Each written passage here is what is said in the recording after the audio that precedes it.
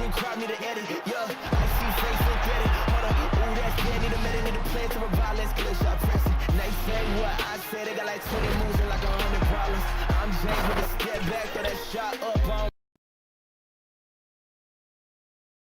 The Thunder, no doubt, one of the NBA's best-dressed squads. And a chance to take a look at some numbers for Beasley. And you can see the surge in his level of confidence lately just by looking at that true shooting percentage. It's been moving straight up in the past 5 games. I think he's feeling it. And the starting lineup for the Timberwolves. They've got Karl Anthony Towns, D'Angelo Russell out there with Malik Beasley. And it's Okogie in at the small forward spot. And for the Thunder, Gallinari and Adams, the combo out front. Gilgeous-Alexander out there with Chris Paul.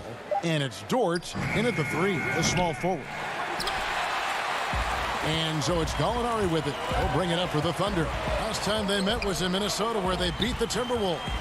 And they did win that last game in this matchup. And it seems they got the benefit of the whistle. Yeah, a significant differential in free throws made. I mean, give them credit. They capitalized on those opportunities. Clock is at 3 from about 19 feet. And the basket good. A bank shot that time. Paul's got the first points on the scoreboard for the Thunder.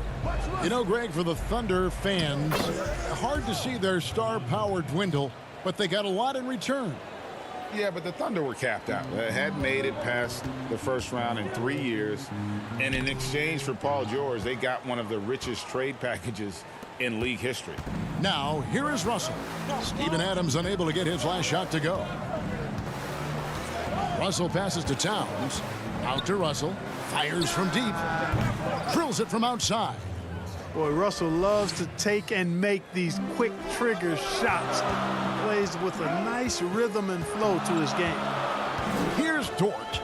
His last outing, he had 8 points. To the middle, it's stolen by Hernan Gomez. Beasley, the pass to Russell. Here in the first quarter with about 2 minutes gone by. Okogie for 3. The shot, no good. And the Thunder going the other way now. This game coming after a loss against the Jazz.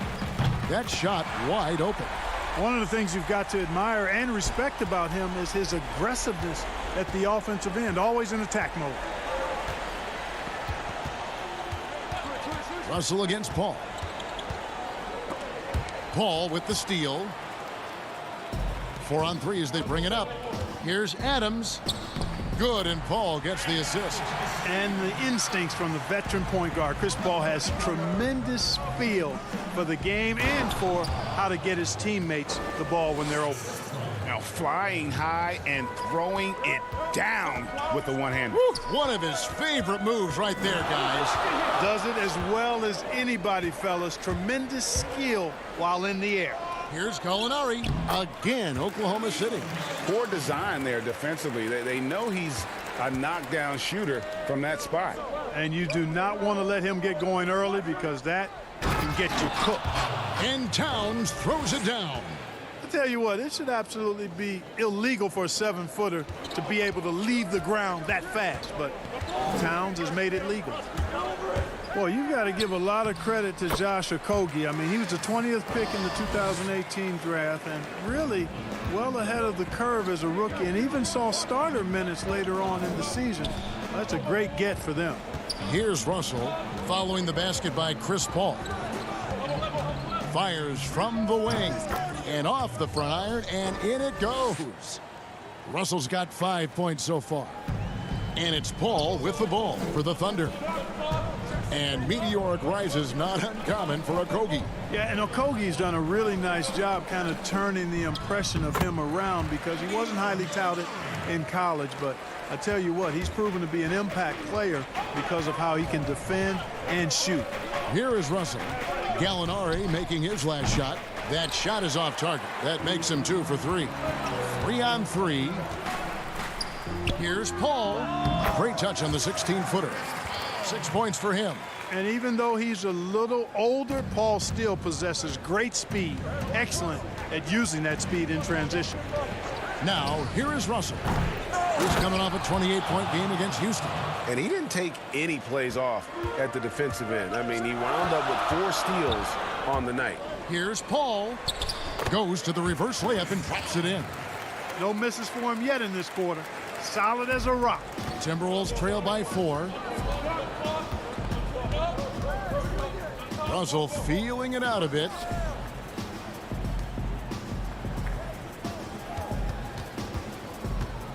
Takes a 3. Again, Russell missing. Looking at the last game for the Timberwolves, it was a loss to the Rockets in Houston. Yeah, I mean, on the road, their defense was just overrun. Couldn't match the intensity of the opponent, and it cost them. And you know what, guys? It just seemed like they never really had the kind of energy necessary. They just weren't comfortable on the defensive end. It'll count. No good. A big-time effort for Chris Paul, providing a lot of energy for the Oklahoma City Thunder. He notched 8 points in the quarter and has that terrific basketball instinct on display. We'll return shortly.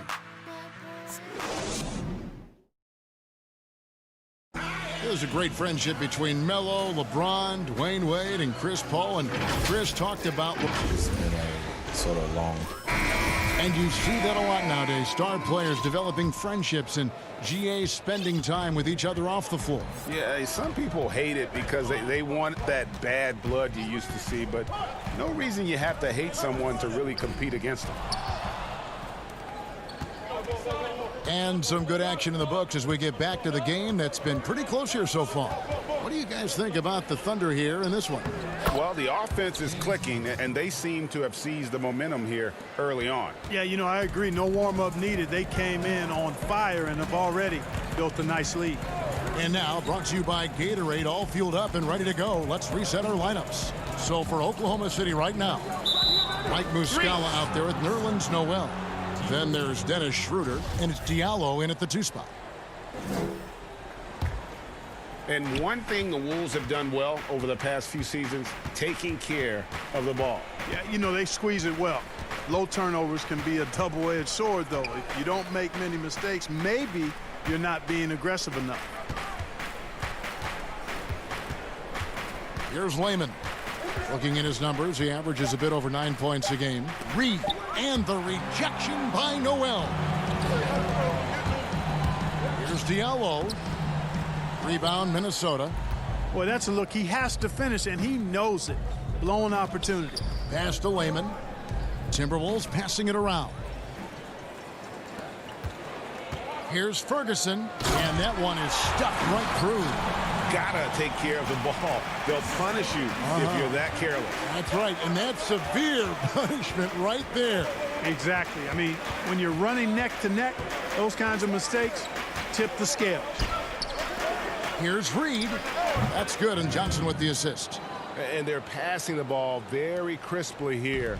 Oklahoma City shooting nearly 70% from the floor. They are putting on a clinic offensively. Now here's Noel. He's guarded closely. And he starts out with the miss in this one. For Minnesota, they've gone 2 of 3 from the field here to open the second quarter. Down low, and the slam dunk by Johnson. Oh, just solid on the one-handed slam. And guys, when it's a tight ball game like this, he's the guy they want with the ball. Somebody you can count on. He is an extremely reliable finisher. Ferguson, the pass to Noel. Tipped away.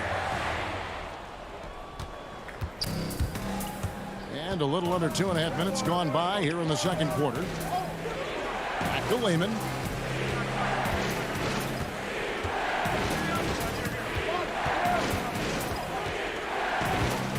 Clock at 6.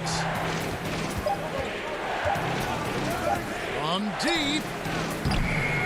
It's hauled in by Diallo. Not a shot he should have taken in the face of such tough defense. He needed to get a better look. Passes to Ferguson. Noel trying to break loose. 2 free throws coming up, and they call the shooting foul. And a quick look at how the Oklahoma City Thunder's schedule is shaping up.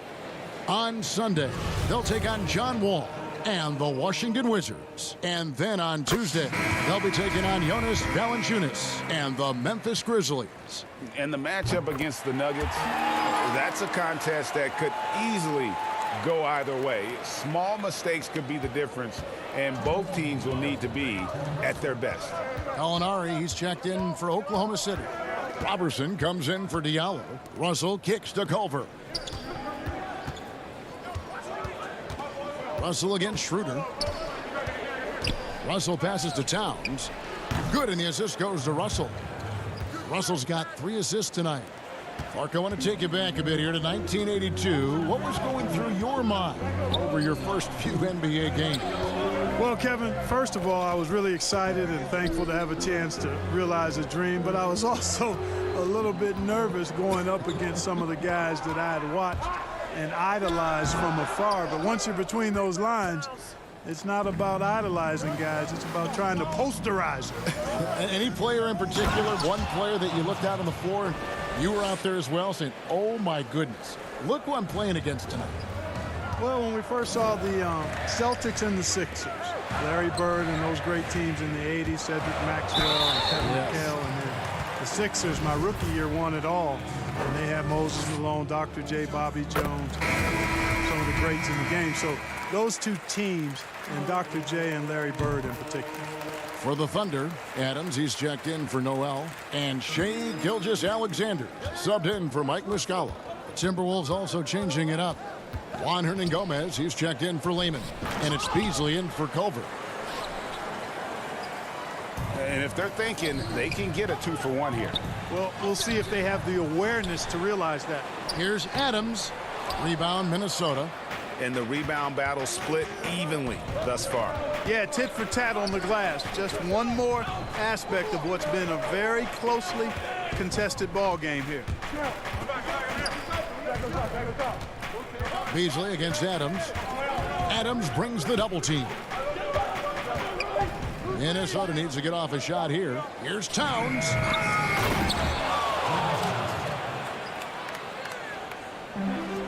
"11 seconds left in the second quarter. Out to the right wing. Here's Gilgeous-Alexander. And again, no good by Oklahoma City. He got it up. And he got that one up in time, but doesn't go in. And now...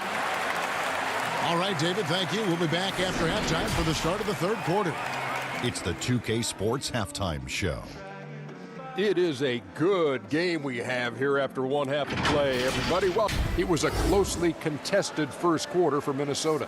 Their largest deficit of the period would...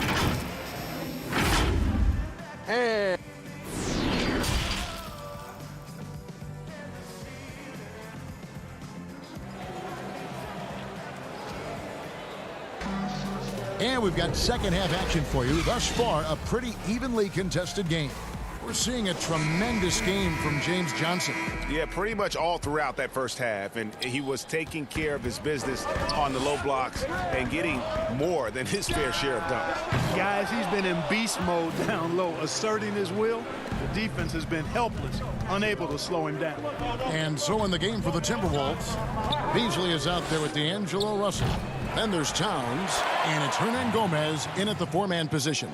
Well, we've seen that movie a few times, haven't we? An easy bucket in the paint. Well, listless and lifeless at the defensive end. I mean, especially inside. They've really got to pick up that interior defense. Gilgeous-Alexander, Adams, and a great assist by Gilgeous-Alexander as that one goes in. And guys, the D has to show a little more fight on the interior than they did on that trip. They get it again. Towns. Beasley, the pass to Hernan-Gomez. Beasley outside.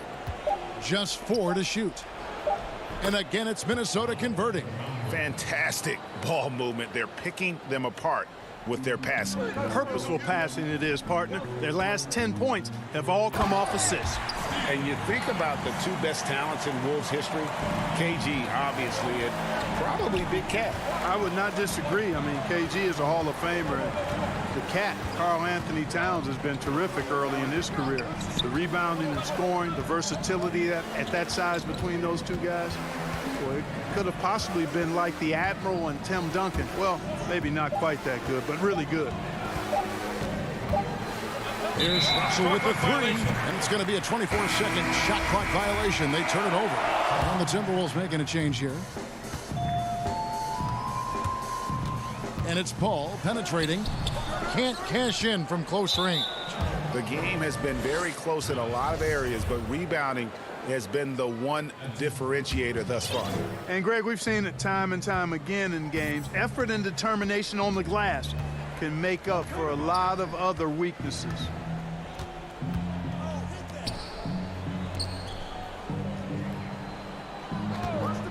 Here's Okogie. He's averaging just around 8.5 points a game. And the activity he shows around the rim is why he is such a respected defender. And you know what? He's not going to give up an easy finish at the rim. I mean, that's just against his constitution. You know, his positioning near the hoop, always to his advantage. Just a terrific job to tip that one back in. Noel. He's guarded by Diallo. Pass to Culver. Timberwolves passing it around. 5 on the clock. Over Paul. And they force the shot clock violation. Great D. And quickly, let's look at the numbers for Paul. Averaging 17 points per game, 6 assists, and 5 rebounds. And you talk about guys who just have a nose for putting up points. He is one of them. Yeah, he sure is, and he rarely has back-to-back bad games. If he has an off night, he usually follows that up with a big night. Here's Schroeder. And that one goes long. Not sure what the D was doing there. Clearly a breakdown. You can ill afford to give a guy like him that good a look. Controls the rebound and puts it back up and in. And the Timberwolves lead by 4. Great job of crashing the offensive glass. He stayed with it. That's hard-nosed, tough basketball. Just under 3.5 minutes played here in the third quarter.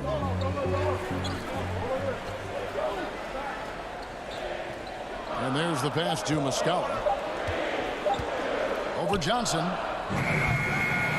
That one wide left. Minnesota leading by 4. Kicks to Culver. We've got 1:13 left in the third. Pass to Reed and stolen by Noel. That's a 2 from Ferguson and some very quick points for him on that possession. Ferguson's got his second bucket of the night. And here's Culver. No points in the game yet for him. There's 47 seconds left in the third quarter. Noel, defended by Robertson. Passes it to Johnson. Over Robertson. Johnson can't get it to go. And it's Schroeder with the ball. He brings it up for the Oklahoma City Thunder. Their defense has only allowed 6 points in the second half. For Minnesota, they've gone a lackluster 3 of 9 from the field since halftime. Reed the pass to Johnson, and he drops in the layup off the glass. Johnson's got 12 points in the game. Boy, he's been a rock of offensive support so far, and when they've needed a basket, they've turned to him. To the paint, here's Muscala. Uses the glass to finish the layup. And no matter what they've tried, the D just has not been able to deny them the ball inside. Here's Johnson. 3/4 of play in a close game here. Minnesota on top, up 2. And when we return, we'll get the fourth quarter. And how about a look now at our assist of the game? Brought to you by State Farm. And I'm glad this was the pick because I love this pass. Such a great dish. That's what I call court vision. Yeah, and with the accuracy to go along with that vision. I mean, he put the ball in the absolute perfect spot. That's how you orchestrate it. 3/10 quarters behind us. One more to go. Thanks for being with us as we begin the fourth. Schroeder and Gilgeous-Alexander pair up in the backcourt. Gallinari and Adams, the combo out front. And it's Dort in at the 3 spot. That's the lineup out there for the Thunder. And there's the foul. It's on Steven Adams. That's his first foul. Paul's checked in for Dennis Schroeder. Towns, he's checked in for Minnesota. Okogie comes in for James Johnson. Exactly what you want from your point guard. Nice dime to the open teammate by Russell. Russell against Paul. Towns with the steal.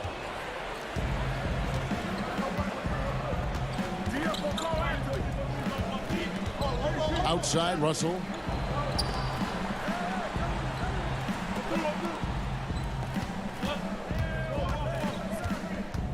Six on the shot clock. Here's a Kogi. And he could not get that one to go. Out of contact, and he'll go to the line for two. Steven Adams picks one up. Way to attack there and then create the contact. Really as close as you can get to an and one right there. He almost had it. And that's good as he hits both of his shots. Fourth quarter of basketball. We're about a minute into it. Paul surveying the floor. Pass to Gilgeous-Alexander. Back to Paul. Shot clock at 6. And the three off target. And they continue to control the glass. Guys, I think they've simply been the more physical team, and that's why they're ahead. Back to Towns. He kicks to Russell. Takes the three. Bangs home the trifecta. Russell's got the lead up to 10 now for Minnesota. Really in a good position thanks to the accuracy from beyond. Yeah, you got that right. I mean, you got it real right. They are lighting it up from beyond the arc this half. And Adams with the slam. Nothing soft about the putback there. And why chance it, right? Take the dunk if you've got it. Well, you know, if nobody's going to put a body on him, then that's going to be the result. Russell against Paul. Up top, Russell. And the pass to Hernan Gomez. Good, and the assist goes to Russell. Russell's got 6 assists now in the game. Oh, great ball movement there. They've been struggling here on offense. Yeah, a bit of a dry spell for sure. Here's Paul. Here's Adams, who's back up. And let's get your take, guys, on the scoring breakdown for Minnesota. Boy, their passing has been picturesque, a thing of beauty in both halves. More than a few of their baskets have come off assists. Couple that with just how well they've shot it from beyond, and they've made this thing look easy. Minnesota leading by 8. To the inside.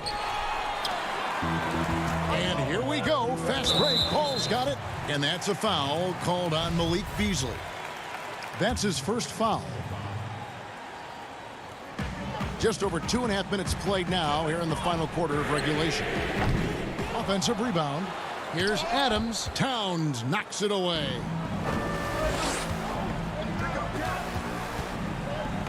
Pass to Okogie.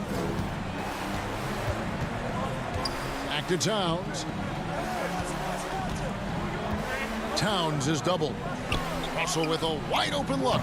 And another three for Minnesota.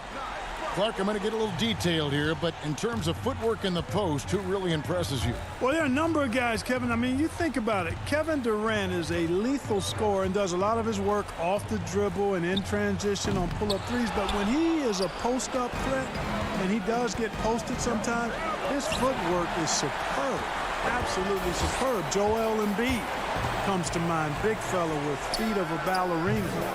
Jokic does a great job with his feet, not nearly as athletic as Embiid or Durant.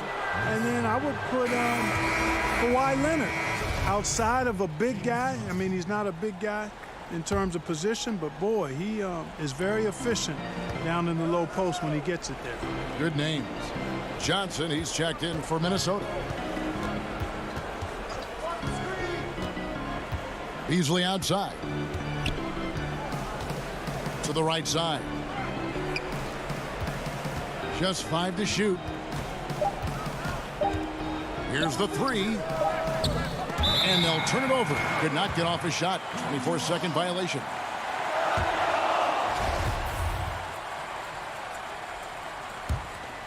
Thunder trailing by 11.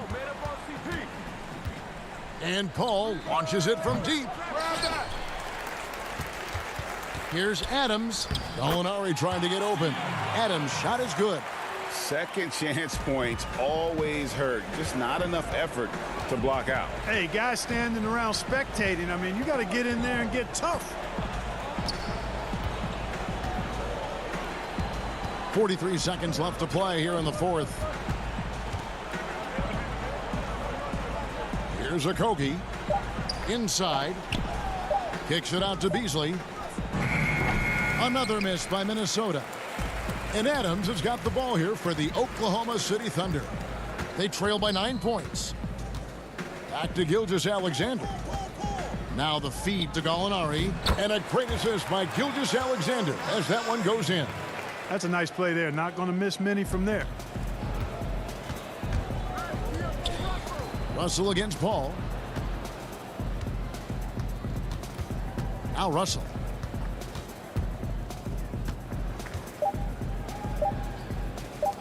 From 15 feet away, off target with that shot. And so Minnesota takes the win. They seem to relish their role as the bad guy here tonight. You know, Kevin, I sense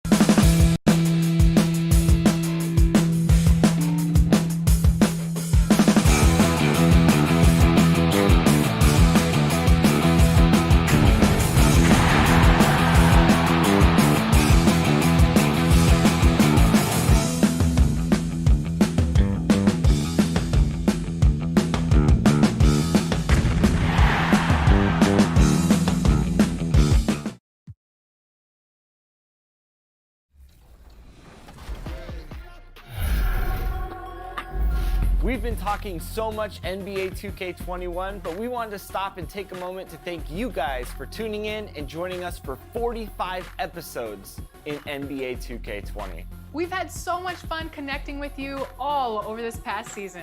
So as we put NBA 2K20 to a close, we take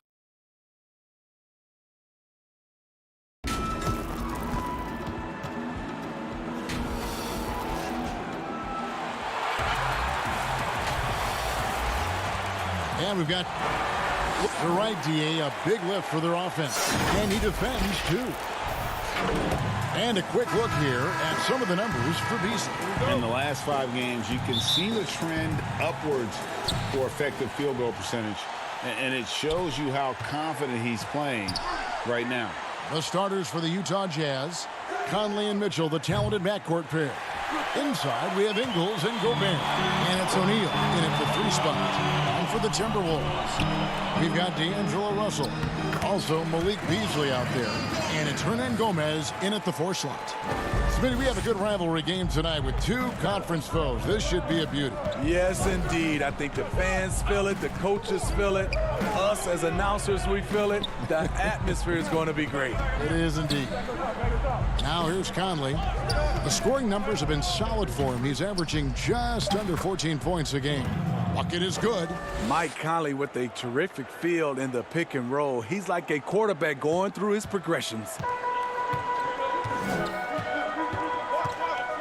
And about a minute gone here in the first quarter. Russell against Conley. Russell passes to Towns. And the dunk by Towns. Using outstanding floor awareness there. Russell's ability to pick apart the defense and find the open man. Now, here's Ingles. 20 points for him last game against the Thunder in Oklahoma City. Yeah, and I look at his total effect on the scoring, both as a passer and a shooter. Incredibly productive. Just setting the tone with an aggressive move to the rack. And where's the help defensively? No excuse. You have to be aware. He should be on your radar all the time. Here is Russell. He's coming off a 28-point game against Houston. And he wreaked havoc on defense with 4 steals for the game. Last outing for Utah, it was a loss to the Thunder. Mitchell in the corner. He kicks it to O'Neal. Mitchell against Beasley. 6 to shoot. Mitchell's shot is good. Yeah, 3 for 4 now. I like the pace for them on offense. Conley against Russell. If you're just tuning in, we played about 2.5 minutes here in the first.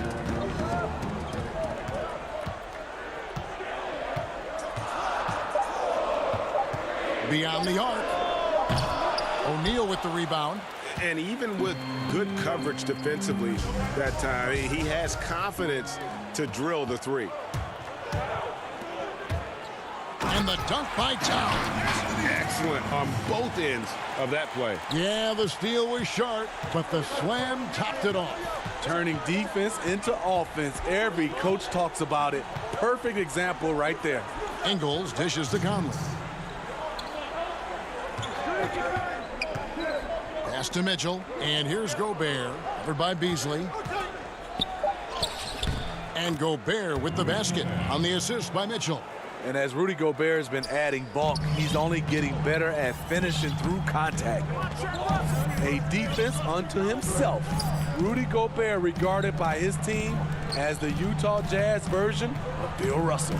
Towns, the pass to Hernan Gomez. Rudy Gobert with the rebound. Jazz have gone 4 of 5 from the field so far.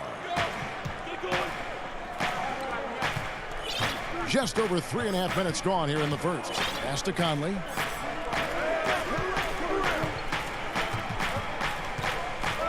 Over Russell. Conley's shot is off. And Smitty, the standing reach of Gobert, 9'7". He's around the rim before he leaves his feet. Yes, Kevin, the most efficient shots in basketball are dunks and layups, and he makes them hard to come by. 59 seconds left here in the first quarter. Conley kicks to Mitchell. And here's Ingles outside. The offensive rebound over Hernangomez. Ingles can't get it to go. A chance at a 2-for-1 if they want it. If I'm them, I try it. Beasley outside. Three-pointer. They get it back. They're getting him shots in his spots. That's understanding your personnel. And so it's Conley bringing up the ball for the Utah Jazz, trailing by 2. Here's Gobert. A rebound by the Timberwolves. Towns has got 4 rebounds now tonight. And the dunk by Towns. Getting everyone involved. Russell operating the offense like a seasoned vet. Here's Conley. And he converts the layup. Conley's got 6. Wow, he doesn't make plays like that very often. That's a nice move inside. 1 quarter in the books, and it's been a close one so far. Timberwolves lead by 2. After this break, we'll be back with the start of the second quarter on 2K Sports.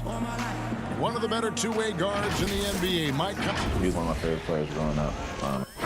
And you know, Conley, maybe not the size of Peyton, but Greg, he's always taken the challenge defensively. And you can see how much of an influence the glove had on Conley. He plays a lot like him on that end. And getting going again here in the second quarter. Fairly close game so far. And let's quickly break down the game we're watching with the Timberwolves, guys. Throughout the first quarter, they did a great job of just running the offense. Credit the game plan coming in. They've identified the right matchups, and the execution is there. And a chance here presented by Gatorade to see who's on the floor. All fueled up and ready to go for the start of the second quarter. And so in the game for the Jazz, Boudier out there with Clarkson. And it's Rudy Gobert. Then there's Davis. And it's Niang in its small forward. Mike Conley's checked in for Emmanuel Mudiay. Reed. Rebounded by the Jazz. They come into this one following a loss to the Thunder. There's a built-in respect for coaches who played in the NBA. The Jazz, Quinn Snyder, never made it that far. But as a point guard, he helped Duke make 3 Final Four appearances. Now here's Gobert. Real disappointing game for him in that loss to Oklahoma City. That one falls. Just a late reaction there from the defense, and he is always going to finish that one. The pass to Reed.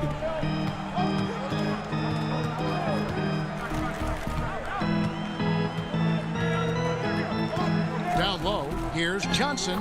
1 up, 1 down. 2 points with his first shot this game.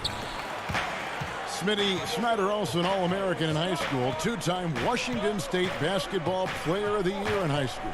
Led Mercer Island to a state title and then experienced coaching in college, the G League, and abroad. He's a lifer, and he's been around the game far and wide. Jazz trail by 4. Quarter number 2, we're about 2 minutes in. Here's Niang. It's good, and he makes his first shot of the game. For Minnesota, they've gone 2 of 4 shooting the ball here in the second. Here's Layman. He's still scoreless so far in this one. Over in the corner.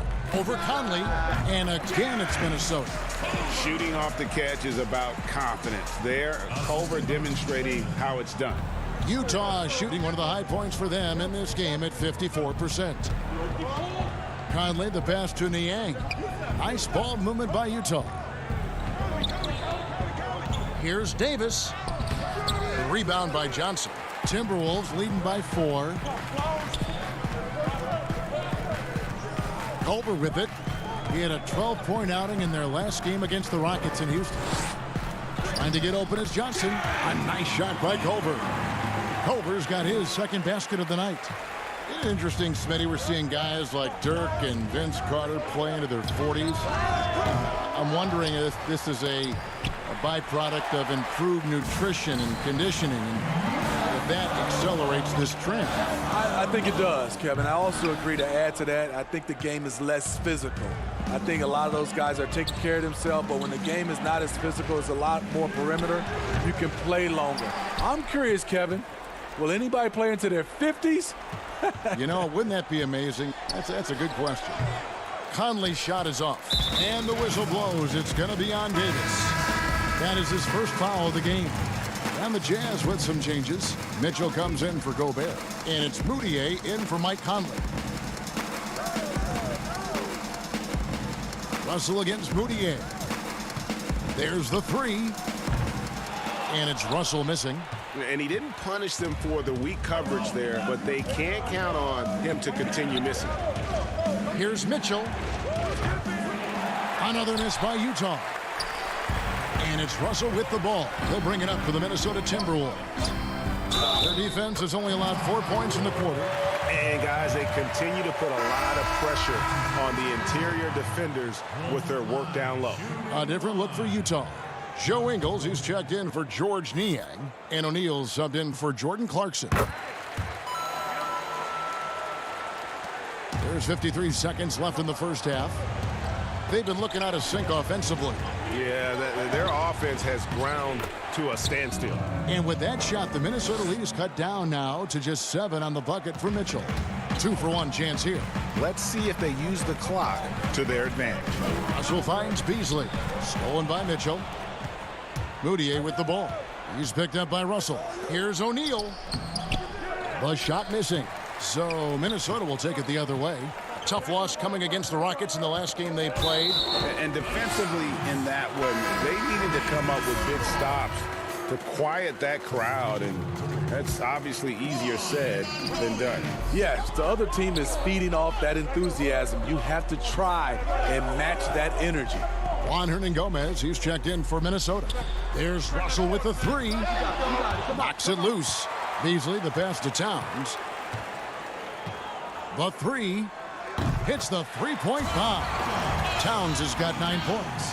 I love that they're continuing to attack despite being up big. I'm impressed with their intensity tonight. They've came in focused and they've executed. And the three ball is good. Thank you, David. We'll be back after halftime for the start of the second half momentarily. The 2K Sports Halftime Show. Hey, welcome back to the... It was a closely contested first quarter for Minnesota. At the end of the period, they held... And that does it for our...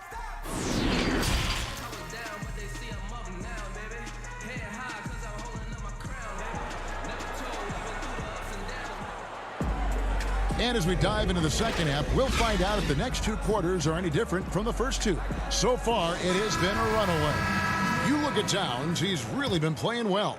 Yeah, and early on, he has been feasting in the paint, and you have to think they're going to keep feeding the big fella. Why go away from something that's working? Force the defense to prove that they can stop it. They've got Towns, D'Angelo Russell out there with Beasley, and it's Hernangomez in at the 4-man position. That's the group starting the second half for Ryan Saunders. 2 on the clock. Towns, he drains it as the shot clock ticks down. Towns has got the first basket of the third quarter for the Timberwolves. And when you look at Utah, this team, year after year, seems to be more than a sum of its parts. I like that they always look for guys with big-time character, unselfish, low-drama players, and there's a confidence with this group. Minnesota with the ball after the basket by Utah. Hernangomez, no good. Ways to get back into it, but they've got some time. The tendency can be to really rush or push the game, and they need to avoid that. Gobert against Towns. Russell looking around. It's Beasley on the wing. Lets it go. They get it back. Towns kicks to Hernangomez. Timberwolves passing it around. Russell passes to Hernangomez. Gobert with the block. And that's one of Gobert's specialties, a shot blocking master. Shaky start to the half, going 1 for 4, still trying to find that groove. Not just a knockdown shooter, he does a great job of finding space for his shot. Russell from long range. A three-pointer is right on target. Russell's got his second bucket of the night. Yeah, the D with very little pressure on their perimeter shooters. 3 of the last 5 baskets they've allowed have been from beyond. Now, here's Mitchell. Great numbers on a nightly basis as he averages over 24 points a game. Count that one. And the Timberwolves lead has been cut to just 11 points in the basket from Conley. They're doing work here in the second half. 3 or 4 to start. Russell against Mitchell. It's Beasley on the wing. He's been patient so far. Nothing on the scoreboard yet. For 3, Okogie. Rudy Gobert with the rebound. Gobert's got 4 rebounds now tonight. Well, if you ask Rudy Gobert, he's not focused on his individual matchup. His job is to anchor the entire defense. For him, it is a team game. Now, here is Russell. 5 points in the game. Knocks down the 3 ball. Yeah, these defenders had better start closing down on shooting. And let's catch up with our sideline reporter, David Aldridge. Well, Kevin, coming into the 2017 draft, Donovan Mitchell wasn't sure he was ready for the NBA. Mitchell said, "I worked out in the summer with Paul George and Chris Paul. They were the ones who convinced me to keep my name in the draft. They said, look, you're good enough. Just go out there and show it." Kevin, through a couple of seasons in Utah, that's exactly what Mitchell has done. He has made an instant impact on the NBA and the Jazz, DA. Thank you. And for big men like Gobert, their impact felt by every offensive player on the floor, not just the man he's guarding. Kevin, he's an elite shot blocker, but it's also the shots he alters. His presence alone creates doubt in the mind of shooters. Whole new look on the floor for Minnesota. So Utah going with an almost entirely new group here. Ed Davis is checked in for Rudy Gobert. George Niang comes in for Joe Ingles. Jordan Clarkson, he's checked in for O'Neal. And Emmanuel Mudiay subbed in for Mike Conley. Minnesota needs to get off a shot here. Shoots from the high post. Doesn't go that time. So Utah will take it the other way. Following this one, they get to host the Pelicans. They start a 3-game homestand with that game. Timberwolves leading by 11. 43 seconds left here in the third quarter. Culver's shot is off. I'm not sure if anyone on the team has the green light from there. Definitely not him. It's the kind of shot that gives hero ball a bad name and causes your coach to consider another line of work. Timberwolves with a fresh shot clock. He hangs in there and cashes in on the second chance points. And not quite as aggressive from outside as they were in the first half. Sticking to the high percentage shots, playing smart with the lead. And the shot is good. And it's 9 points for Donovan Mitchell. And they're forcing the ball inside, and it's working like a charm. Back to Johnson. Gets it off, and that one released in time, but no good. And so it's the Minnesota Timberwolves holding on to an 11-point cushion as we get ready to take a break. Looking good at this point, but wanting more. We've got more in store for you right after this. In a moment now as we take a look at our State Farm assists of the game. Just true artistry right there. I mean, great decision on where to go with the ball, and how about the perfect delivery? Execution. This is what you practice every day. These guys are professionals. Beautiful play. And there may not be a lot of drama down the stretch as we head into the fourth quarter, but stranger things have happened. And Utah looking at who they've got to start the fourth quarter. Mitchell is out there with Mudiay. Then there's Jordan Clarkson, and it's Rudy Gobert, and it's Niang in at the 4. Gets it down to single digits. 12 points for Donovan Mitchell.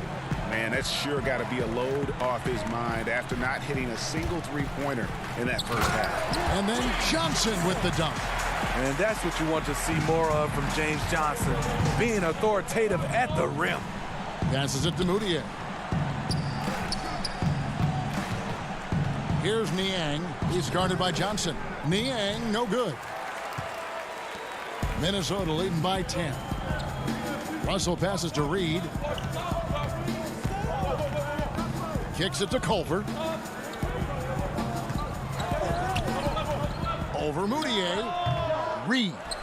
It's good on the putback. Oh, great timing. He is one tough customer on that offensive glass. You know, it's like he has a sixth sense of where that rebound is going. Now, here's Mitchell. A baseline J. Rebounded by the Timberwolves. Johnson's got his 5th rebound right now in the game. Nice ball movement by Minnesota. Culver passes to Layman. Here's Reed. Back to Layman. And foul on the shot. He'll shoot 2 at the free throw line. When it comes to just the love for the game, Smitty, does every NBA player have to have that? Or is it possible to not love the game, embrace the game, and work through it in that way? You know, I think 90% of the guys have a love for the game. I think there are some guys that just don't. Oh, yes. Rudy Gobert not content to just take the foul, used his size to follow through for the bucket. Beasley's checked in for Layman, and that one misses. And you look at how Towns is so effective on offense, and it's because he really has the entire package for a big man. Back to the basket, facing up, playing outside or in, off the bounce or on the catch. This guy can do it all. Marks and dishes to Gobert, and the rejection by Towns. And his foot movement is what makes Towns such a terrific shot blocker. He moves so well and can defend just about any position on the floor. And Greg, as you said, it's the skill level of Towns at his young age that is so incredible. Very capable 3-ball shooter, but he likes backing you down on the block as well. You step back and look at what he can do for a team, and there aren't really any holes in his game. Pass to Beasley.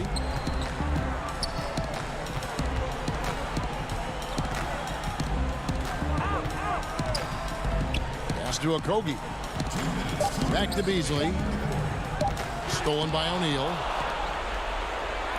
Ingles with the ball. Now guarded by Towns. Yes, that goes in.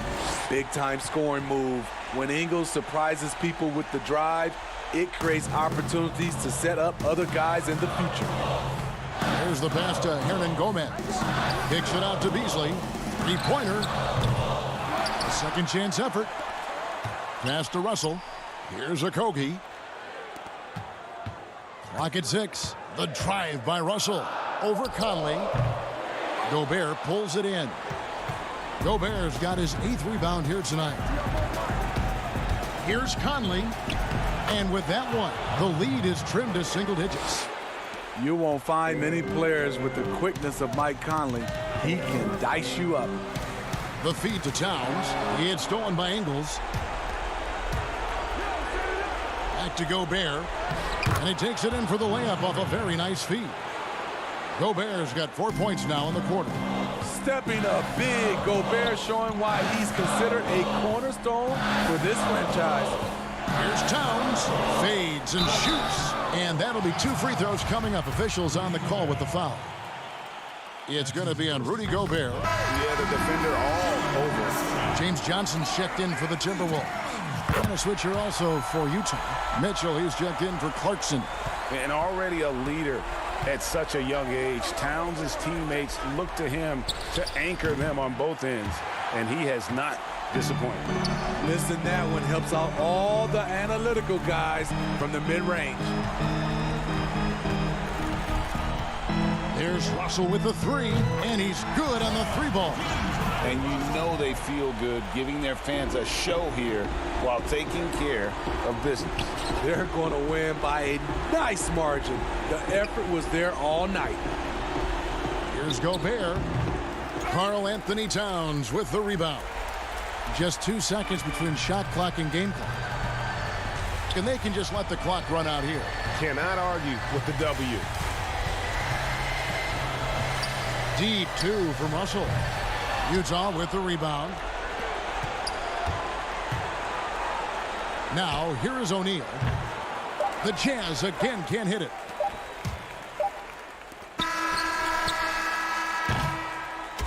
So it's Minnesota winning this one easily. Some good moments throughout this one, but they...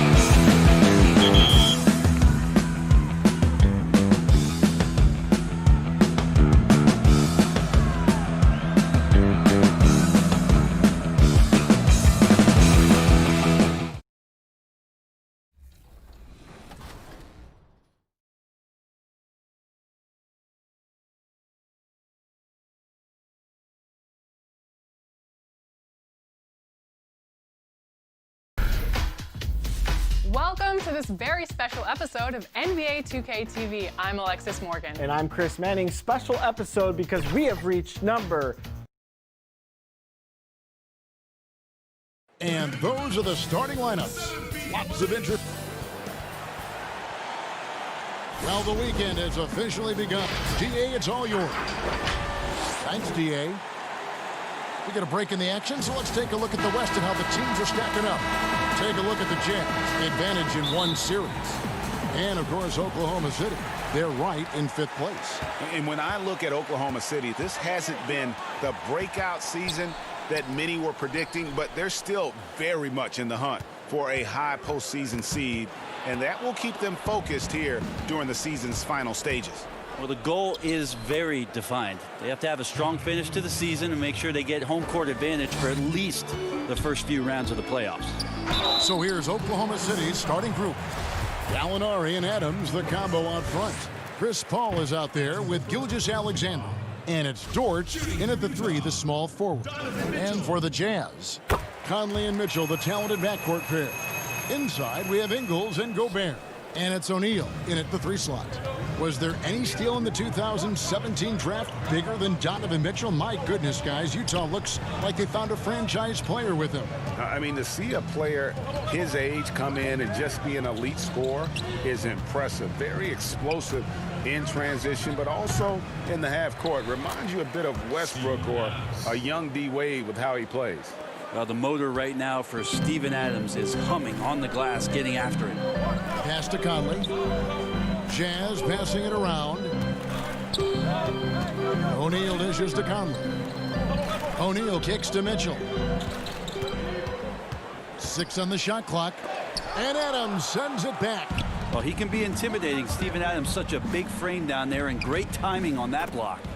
And running with a full head of steam, but completely under control. Yeah, you think he's comfortable at that speed. He's done it so many times before. Just an absolute blur in transition, and that helps get the rhythm going. First 1:30 gone here in the first quarter. Now O'Neal. He had a 15-point outing in their last game against Oklahoma City. Just setting the tone with an aggressive move to the rack. And where's the help defensively? Are you asking me, GA? I'm not sure. Here's Adams, and he gets the whistle. 2 free throws coming up. Well, that's a guy out there in Steven Adams that you just have to pay attention to. Every night he's going to bang around the opposing big guys and be a threat around the rim to score and pick up offensive rebounds. And with Adams on the offensive glass, he is impossible to move. Well, it's a big reason why a couple years ago, Kevin, he grabbed more offensive rebounds than defensive rebounds, so you know he's going to live in the paint. Conley's shot is off. For Oklahoma City, they've gone 3 of 4 from the field to start out the game. Paul can't get it to go, and Chris Paul picks up the foul. That's his first foul. The Jazz have gone just 1 of 4 to get this game started. Gobert, the pass to Ingles, over Gallinari. Still searching out their offensive game right now. 1 of 5 from the field to start this one. Paul with the ball.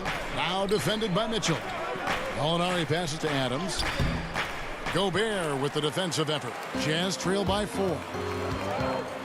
Ingles kicks to O'Neal. Mitchell dishes to O'Neal. Pass to Gobert. Now, here is O'Neal from deep 3-point range. And Paul pulls it down. He missed that one, but I've seen him drill shots from that distance in warm-up. Oh, no, I know he can make it, but that's warm-ups. So maybe just a step too far. Well, he is looking confident. Love how they're using him so far. Yeah, right now I don't see any let-up, GA. I think he's going to just keep putting his foot on that gas pedal tonight. Now here is Conley. Last time out he had 13 points. Here's Dort. And a great assist by Gilgeous-Alexander as that one goes in. And it just seems that every pass they make is leading to a score. Just great ball movement. Mitchell. It's hauled in by Adams. Adams has got his 4th rebound with that last one here tonight. And every season, the Thunder continue to be one of the more dominating teams. on the glass. Just wonder how much Steven Adams has been the catalyst for that kind of mentality. We know that offensively he's always in there to grab rebounds, but it's part of what they know is important in any possession is collecting the ball. Now here is Conley. Danilo Gallinari unable to get his last shot to go. That's good for Mitchell on the assist from Conley. Just such a well-rounded offensive player. He's got a little bit of everything. Out to the right wing.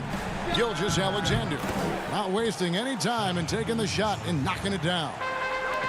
And so it's Conley bringing up the ball for the Utah Jazz. 7-point differential. And it's out of bounds. The Jazz able to retain possession here. A different look for Utah. George Niang, he's checked in for Joe Ingles. And it's Jordan Clarkson in for Mitchell. Noel's checked in for Oklahoma City. Dennis Schroeder comes in for Shai Gilgeous-Alexander. Yeah, not sure what that was about. I mean, talk about a brain cramp. Davis is checked in for Utah. Emmanuel Mudiay comes in for Michael Conley. Terrence Ferguson's checked in for the Thunder. Diallo comes in for Paul. Well, that's a refreshing workman's approach to the game. Davis there beats everyone on the rebound and then finishes strong. And the Jazz pushing it up now. Clarkson passes to Mudiay. Here's Davis. He's guarded by Schroeder, and it goes out of bounds. Last touch by Noel. There's 21 seconds left in the first. Here's Clarkson. And they've had chances to score inside, just unable to convert. No good from outside. Off the left rim and out. Probably not the shot that was drawn up for that possession, but you can't pass it up, and you can't knock it down. Here's Mudiay. And we reach the end of the first quarter. Thunder lead by 5. And we'll be back right after this.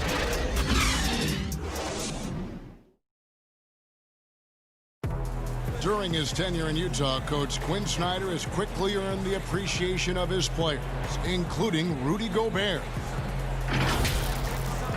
Really cute to have a coach like that. Coach Snyder doing a terrific job with his team. Just a great tactician, and he's clearly got his guys buying in to his message. And if you're just joining us, we've played through one quarter in this one. What stands out to you from Oklahoma City in this one? Well, their effort on the defensive end has set the tone for this game. Defense has been infectious here as everybody stepping up aggressively on that end. Davis is out there with Rudy Gobert. Then there's Jordan Clarkson. Then there's Emmanuel Mudiay. And it's Niang in at the 3 spot. That's the group for Utah getting going here in the second. And the first few seasons in the NBA, not an easy time for Terrence Ferguson. Young wings have their ups and downs, but the franchise still very much believes in his talent.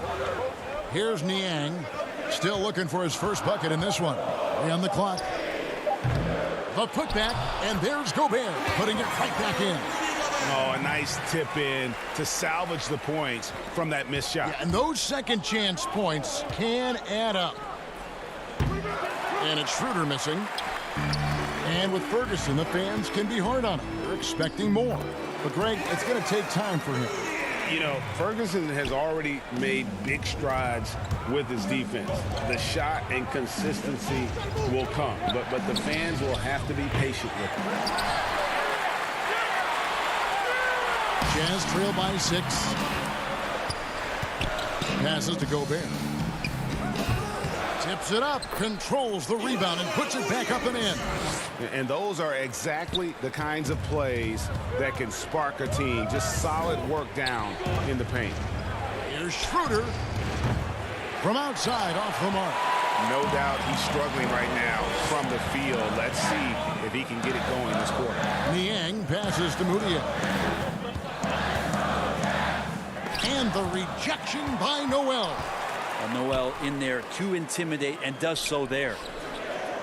The shot by Clarkson, no good. The Thunder leading by 4. Here's Diallo. The rebound by Niang. And you can see the defenders afraid to kind of get in his way a lot of times when he's on his way to the basket. But on that one, they were there. Here's Muscala. The Thunder with another miss. Utah's gone 0-2 from deep here in the second. The drive by Gobert. Hangs. No good that time. And Oklahoma City will go with it the other way. Their last encounter was in Oklahoma City. And with this summer's acquisition of Mike Conley, Greg, the Utah Jazz hoping to make a step in the West. And really, Mike Conley, their best point guard since they traded away Darren Williams back in 2011. Alongside Bogdanovich, a big upgrade offensively, and he can hold his own on the defensive side as well. Here's Clarkson, the Thunder making the shot. Moutier kicks to Clarkson. Pulls up, high post.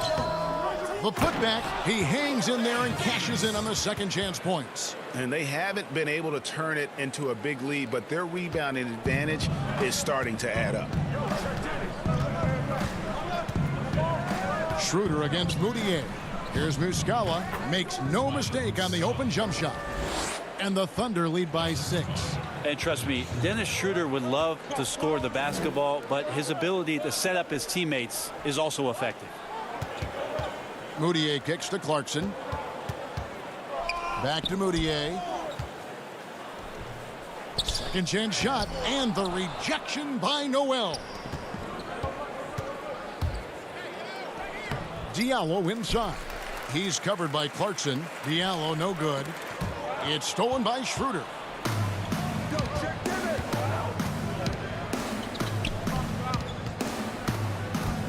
Now here is Muscala. Defended by Gobert.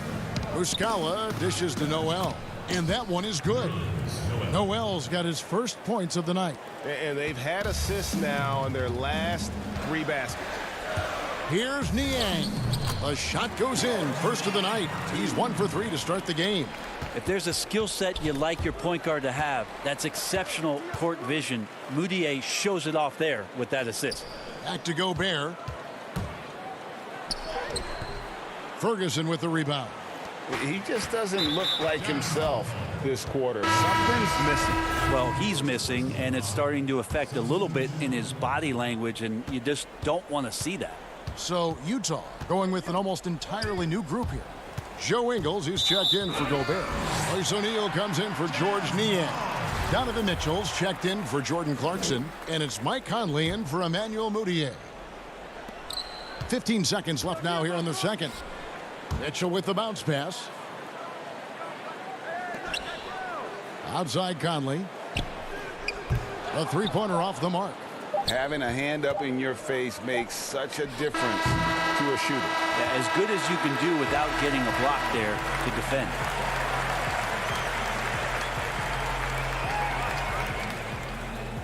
Thank you, David, and we'll be right back after halftime to start the third quarter. And now, the 2K Sports Halftime Show. Hey, everybody. A competitive matchup for Oklahoma City in the first quarter. At the end of one, and that should do it.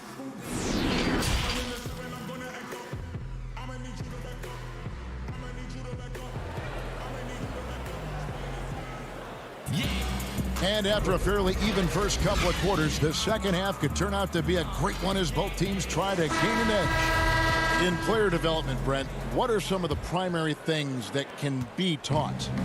I think in today's game, what a lot of PD coaches are looking at, Kevin, is just decision making, playing out of the pick and roll and coming off into a spot where you're making the correct reads. It's much like, and you cover a lot of football, where you can talk to quarterbacks about their checkdowns. Yes. I think you can teach guys how it is that when they come off a screen, what's going to be available to them, and paint pictures for them so that when they're on the floor, they become second nature in terms of their decision making. That can be huge. And then the second thing is always player development, working on confidence in shooting the basketball. You just want guys to feel like whatever shot they're taking, they've got a great chance of making it. So for Oklahoma City right now, Gallinari and Adams, the combo out front. Gilgeous Alexander out there with Paul, and it's George in at the small forward position. Yeah, for an undersized player, Chris Paul's a pretty good finisher around the rim. Certainly knows all the angles. And so it's Conley bringing up the ball for the Utah Jazz, trailing here by 8. Following this one, they get to host the Pelicans. That'll be the second of 4 games at home for them. Gobert down low. Adams on him. Gobert can't hit. The Thunder shooting here about 46% for the game. Gilgeous-Alexander. Great positioning on the putback. Dort's got the lead up to 10 now for Oklahoma City. They are just killing them on the interior. Now the pass to O'Neal. Nice ball movement by Utah. Mitchell is double. And Chris Paul picks up the foul. That's foul number 2 for him. First minute and a half of basketball here in the third quarter. Here's Gobert, and it's blocked. You talk about things at halftime, and then you come out and you go 0 for 3. I'm sure that wasn't up on the board. And Paul gets it to go in. Okay, good game plan. Start the second half. 3 of 4 so far from the field. And you look at the way Steven Adams has developed his offense the last few years. It's been a huge boost for this team. He has always been a great defender, but now he is an important cog on this team in terms of scoring. And the shot goes in. Gallinari's got his first bucket in this one. Well, hustle from Gallo there. Remember, at 6'10", he can do that. Makes the right call by going back in and finding possession there. And with that, the Thunder lead is cut down to just 12 points with the basket for Mitchell. And with Adams in his offense, you forget how young he is.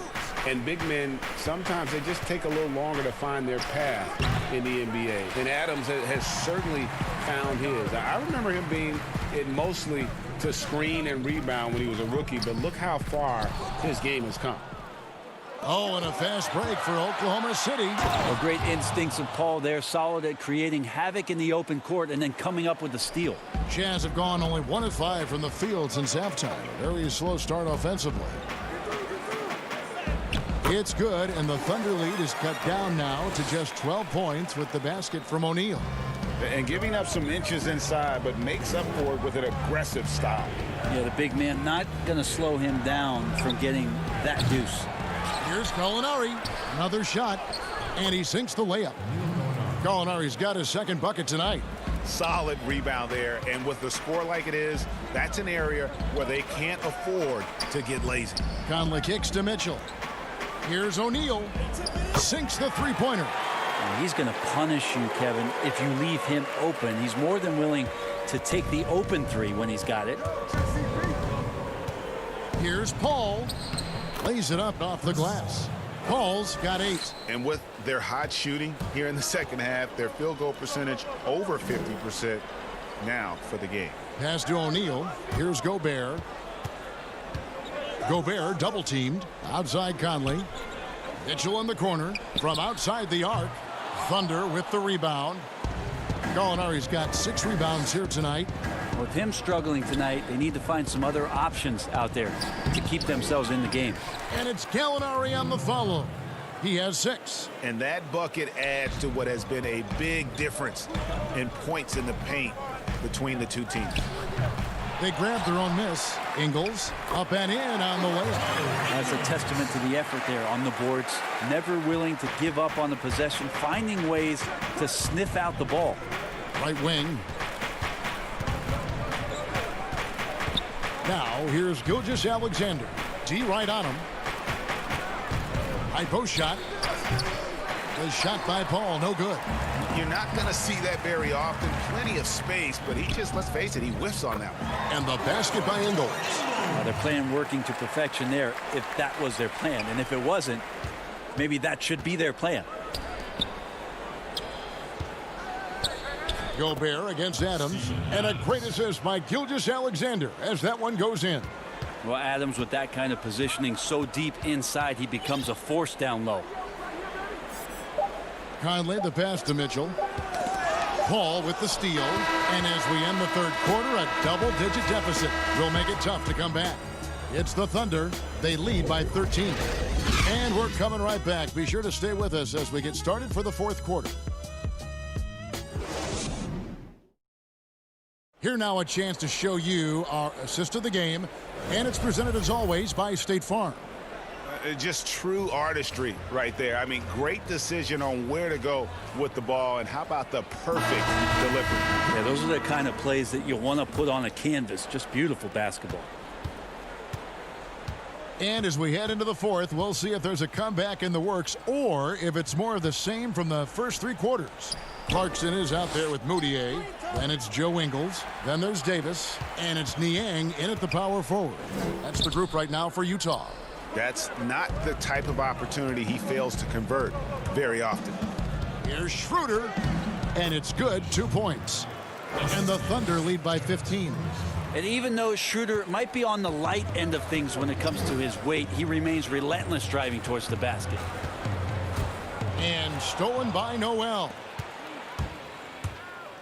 Here's Robertson. And again, it's Oklahoma City. And that set them apart today, guys. Their success with the mid-range. Pass to Moutier. He kicks to Ingles. About a minute played here in the fourth quarter. It's deflected, but they recover it. Here we go, one-on-one. Here's Robertson. It's good. And, guys, the offensive rebounding really has stood out here this half. All those second chance points are helping them maintain that lead. Passes it to Moutier. Fires for three. Rebound by Muscala. The Thunder leading by 19.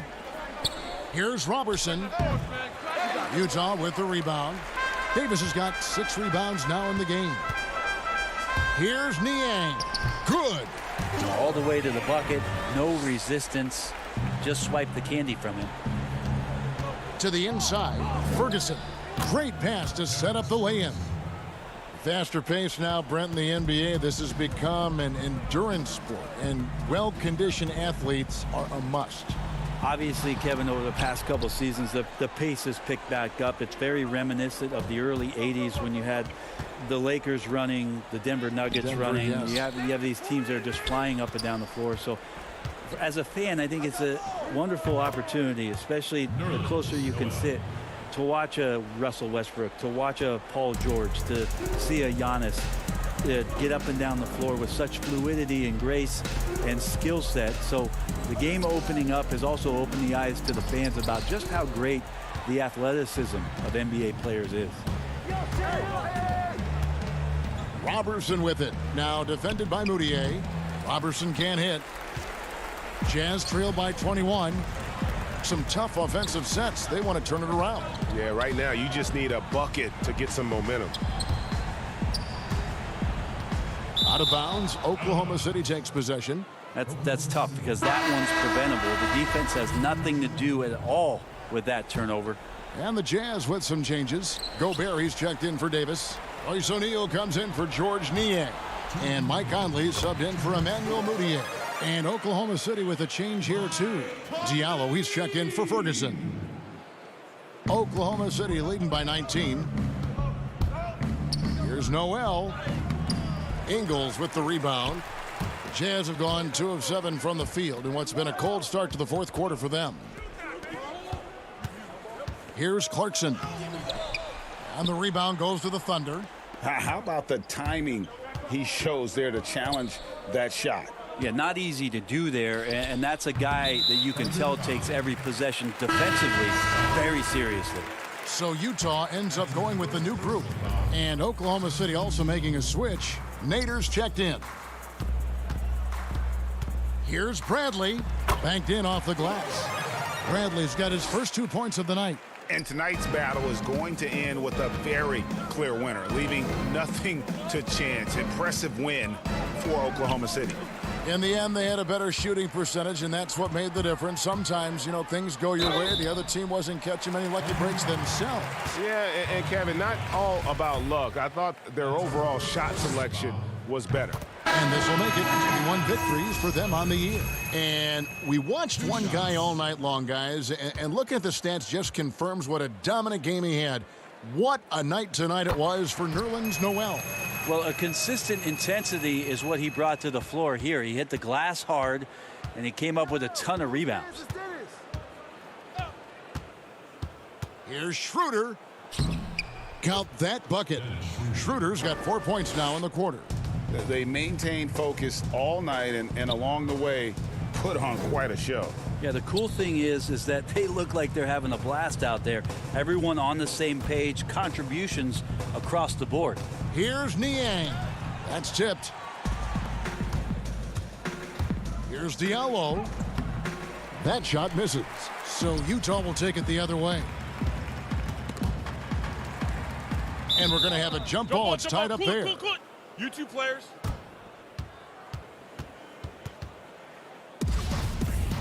Jump ball call. So it's Utah now. Kicks it to Tucker. Puts up a three. Sinks the triple.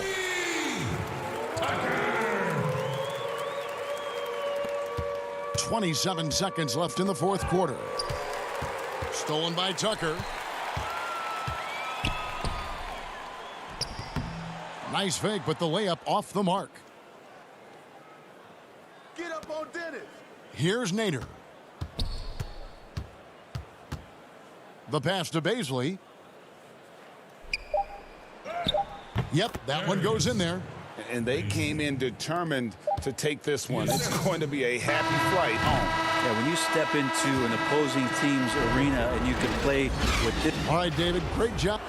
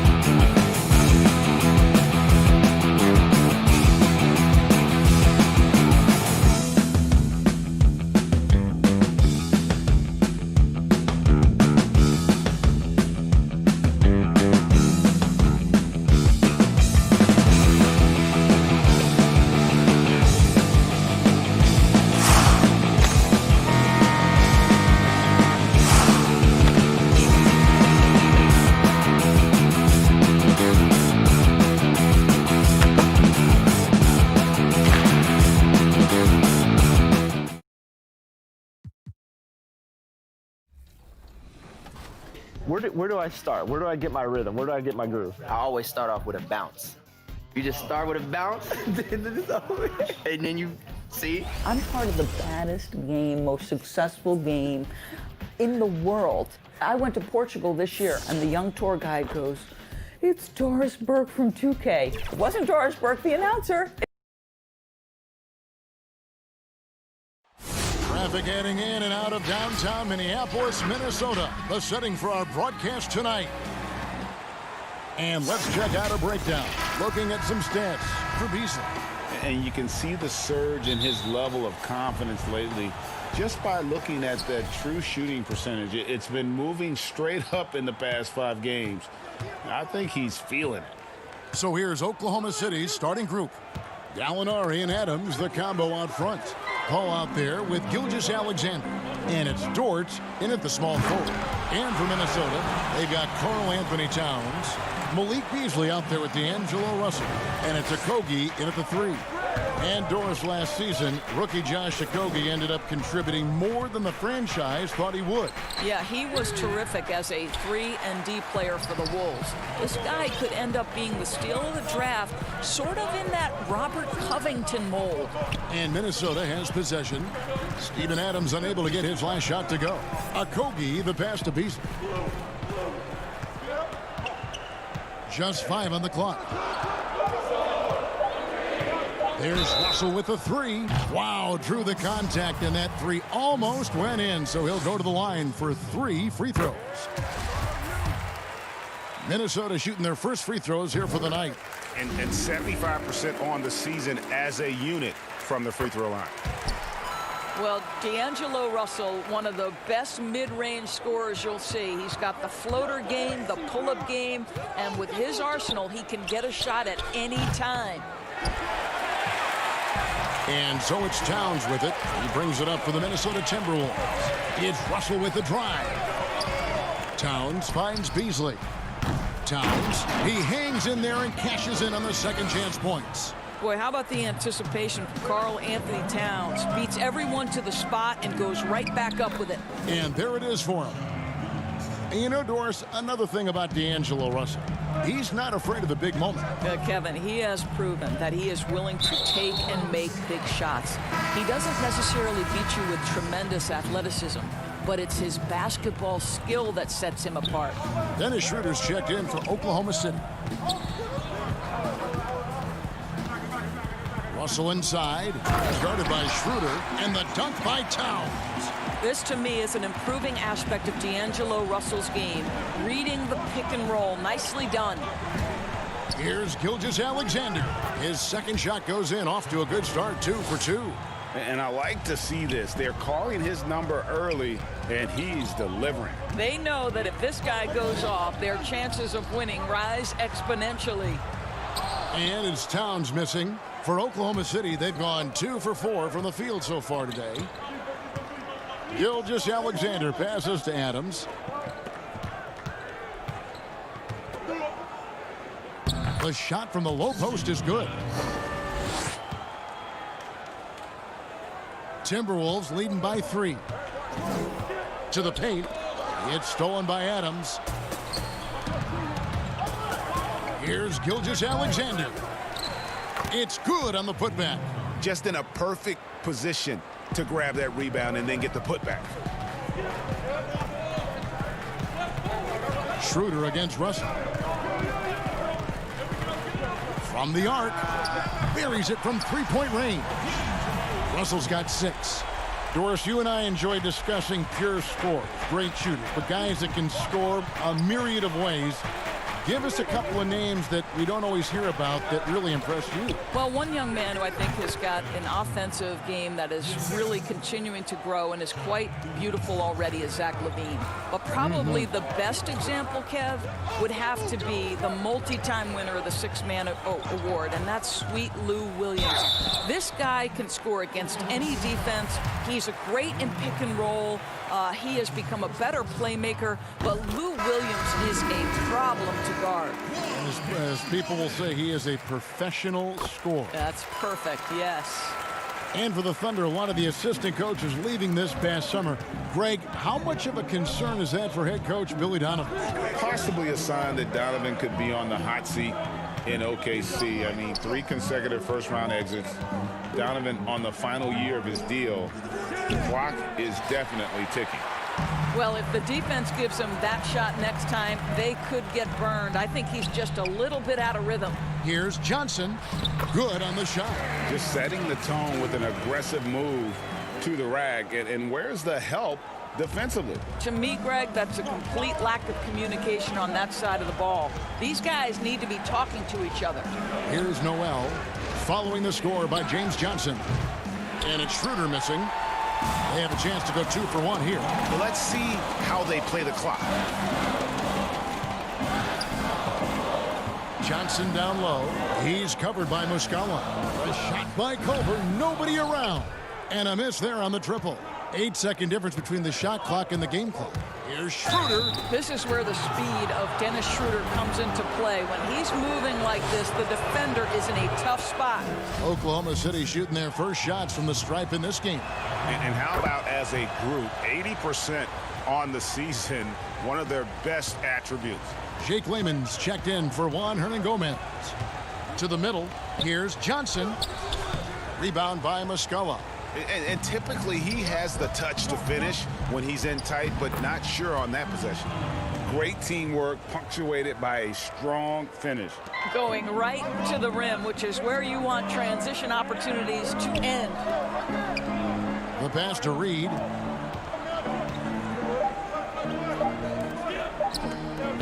Up in time. And no good on the last second attempt this time. Plenty of offense in this.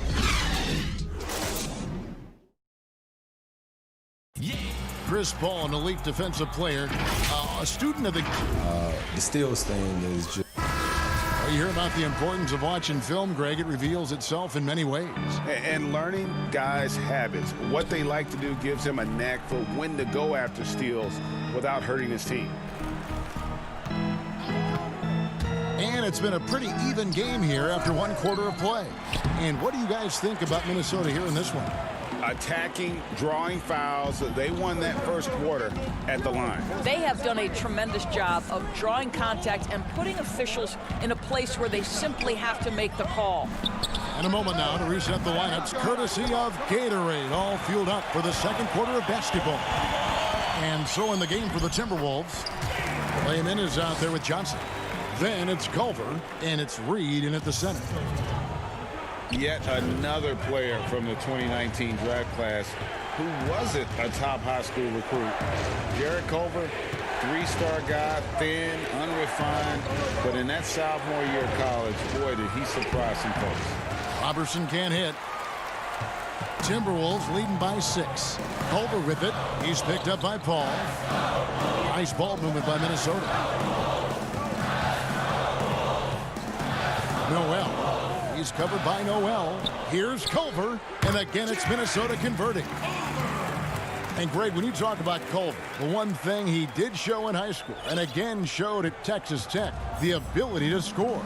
Yeah, and he creates and makes shots against great defenders. Every team in the NBA is looking for that. His jumper, his handle, his ability to move without the ball, already NBA level stuff.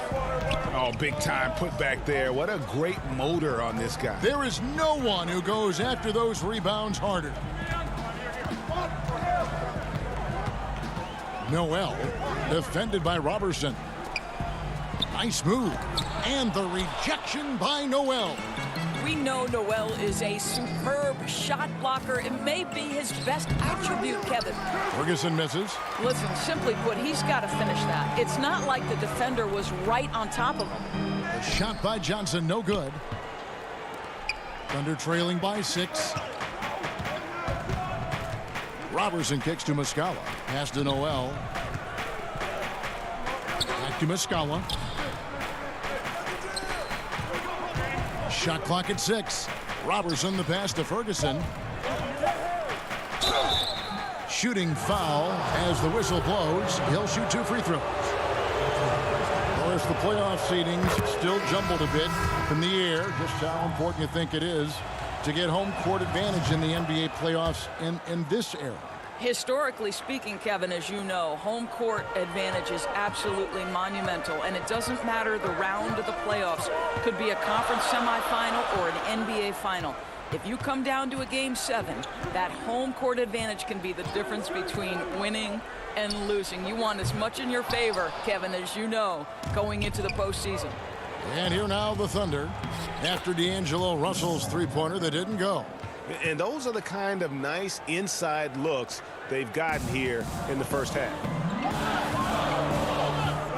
And they double up Russell to the inside. Here's a Kogi.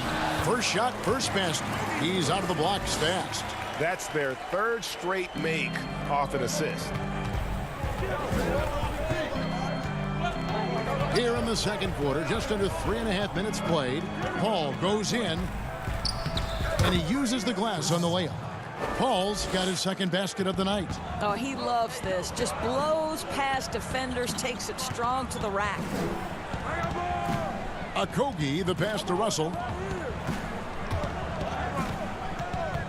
Pass to Layman. No one near him.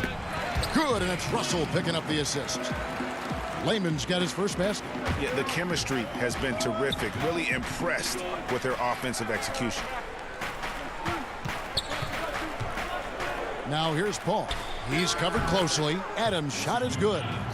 Well, he knew how many inches he had over the guy. I mean, let's face it, good decision to just rise up and take the jump shot. There's Russell with the three.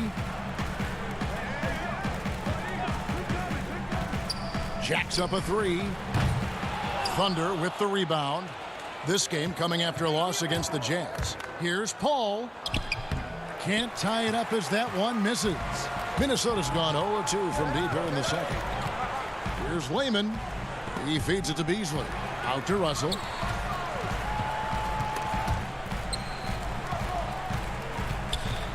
Passes it to Okogie. The Timberwolves need to get a shot off here. Towns, no luck. Well, terrific defense. They obviously respect his ability and just want to make it tough. And it's Gallinari missing. And it didn't fall, but that's the kind of shot they want their offense to create. You know, it can be frustrating when you make the right play and fail to reap the rewards. You just have to stay with it here. And the teams are going to have to wait before heading to the locker room. We're going to bring out the monitor and see if he got that shot off in time. And the replay center out in Secaucus delivering the footage. And guys, it sure looks like the shot left his hands. Okay, David, much appreciated. And now time for halftime. So we'll be back in just... The 2K Sports Halftime Show. Hello again, folks. Ernie Johnson here with it was a closely contested first quarter for Minnesota. They were on a nice little roll in that. And that...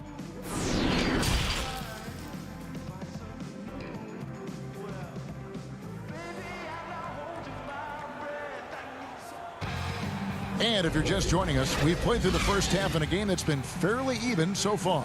You look at D'Angelo Russell. What a contribution. Yeah, something that isn't his strength, but he's done a great job of finding the open man. Well, what he did was sustain it throughout the first half. He ran the offense to absolute perfection. Taking a look at the Thunder, Gallinari and Adams, the combo out front. Chris Paul is out there with Gilgeous-Alexander, and it's Dort in at the three spot. Well, we're now on the back end of what has been, Greg, an incredible career for Chris Paul. Perhaps no longer the undisputed best point guard in the game, but still a top talent.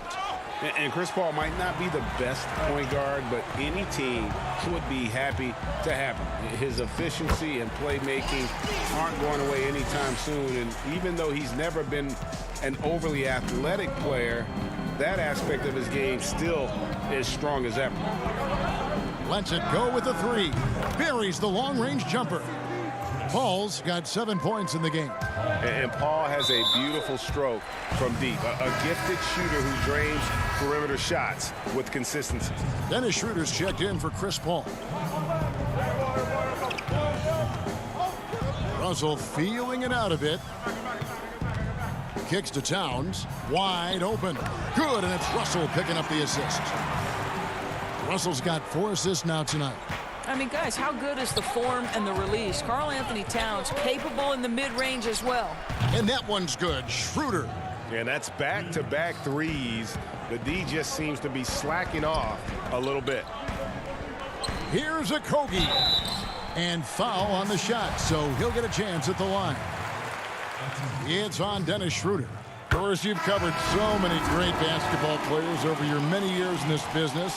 As a player, coach, and now broadcaster, who has been your favorite athlete to watch or cover or report on? All right, Kevin, you know I can't possibly name one, so I'm going to just throw several names out there. LeBron James has overcome so many challenges as a young person even before his NBA career. So his story is absolutely incredible and inspirational. How about Kevin Durant, one of the greatest scorers in the history of the NBA? Or Damian Lillard, who has proven so loyal to his fan base and organization and is one bad man when a game is on the line in the playoffs. And it's Towns with the ball. He'll bring it up for Minnesota. The lead is 2. Johnson dishes to Culver. Nice ball movement by Minnesota. Another miss by Minnesota. Thunder have gone 2 of 5 shooting here in the third quarter. There's the pass to Diallo. It's stolen by Hernan Gomez. Pass to Okogie. Back to Hernan Gomez. From deep. Here's Towns. Pass to Okogie. Feeds to Towns. It's stolen by Muscala. Passes it to Diallo. Baseline jumper. Yep, that one goes. Diallo's got it all tied up now for the Thunder. Okogie, the pass to Towns. Inside. And again, Minnesota will turn it over. And here are the young Bombers, the players that have led the rookie ranks in three-point shooting since the All-Star break. 5th best, Jarrett Culver. And his shot starting to fall consistently here the second half of the season. Credit him for staying in the gym, putting in the work, and continuing his development. You know, one dilemma that jumps out at me with the Timberwolves, over the years, they have been an excellent offensive rebounding team. It's the other end, the defensive backboards, where they have had some problems. And Towns, the bucket on the assist by Culver. 8 points for Karl Anthony Towns. And defensively, they are on their heels every time the ball comes inside. Tries from 16. Offensive rebound. Noel.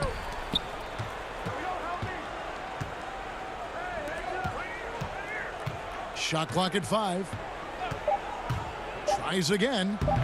And he tries off the glass, but it's no good. And Doris, you're right. Over the last 5 seasons, the Timberwolves have been the absolute worst defensive rebounding team in the NBA. And it's hard to understand, Kevin, because they have created second chance opportunities for themselves only to give it back on the other end. That's the kind of thing that can be demoralizing for your defense. You get a stop, but you don't finish the possession with a rebound. That can wear you out physically and mentally. And Jarrett Culver gets the whistle that time. That's his first foul. And the Thunder making a switch here. Robertson, he's checked in. 50 seconds left in the third quarter. Here's Schroeder. It's deflected. And great positioning there from Culver. That's what allowed him to get the block. Johnson down low. He's covered by Muscala. Really left alone that time. And now a 5-point Timberwolves lead. The defense making it way too easy for him on that jump shot. He'll take that all night. Oh, an aggressive move and fantastic finish. Trying to send a message with that slam, I think. We've got 22 seconds left to play in the third. Now, here's Culver. He's guarded by Schroeder. Culver's shot is off. Well, it hasn't been the most efficient game for this guy, but their team is fortunate to still be out in front. Lets it go from the wing, and it's Schroeder missing. And we just finished the third quarter, and we've got a tight ball game here. Timberwolves lead by 3, and we'll get it going after this from the Target Center. And a worthy candidate tonight as we take a look at our State Farm assist of the game. And the winner today, the big fella here with the sweetest of dimes. What a plus it is to have a post player who's got this ability to find. Well, we have some elite passing big men in the NBA, and you love that skill. Wow. Well, this has been a great contest so far, and I imagine the fourth quarter could have even more action in store for us. We've got Malik Beasley. He's out there with D'Angelo Russell, and it's Johnson in at the 4 spot. So that's the Timberwolves 5. And listen, sometimes even the best of us are going to miss the easiest of opportunities. To the left side wing. Here's Russell. Good work defensively by Paul. I'll tell you, even though he's not playing his best basketball, the team has played well and picked it up. I love it. Here's Robertson. Adams outside. And Gallinari kicks to Gilgeous-Alexander. They get the rebound. Here's Adams. Now the pass to Robertson. Clock at 6. Paul with the 3. Poked away. Well, that's just inconsistency from him, and it's happened all night, and it hasn't helped their cause. Russell against Adams. 17-foot shot on the way. And too long on the shot. And it's out of bounds. Last touch by Russell. Active hands from him as he's able to deflect that pass out of bounds. Well, that's what you call a game of inches. They talk about it in football. We see it right there. Okogie's checked in for the Timberwolves. Gilgeous-Alexander passes to Gallinari.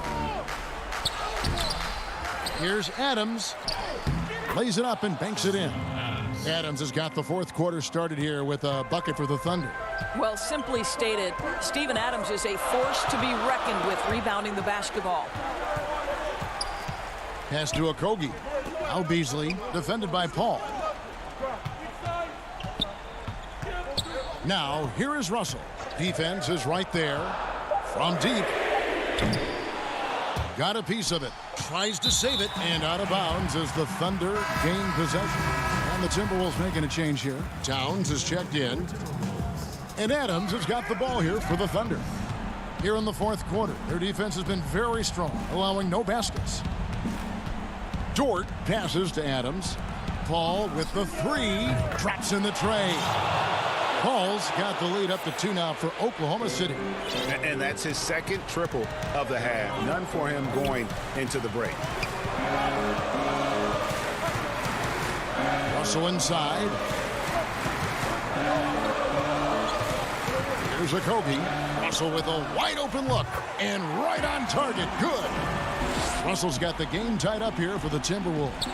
You want D'Angelo Russell taking these shots. This guy is fearless.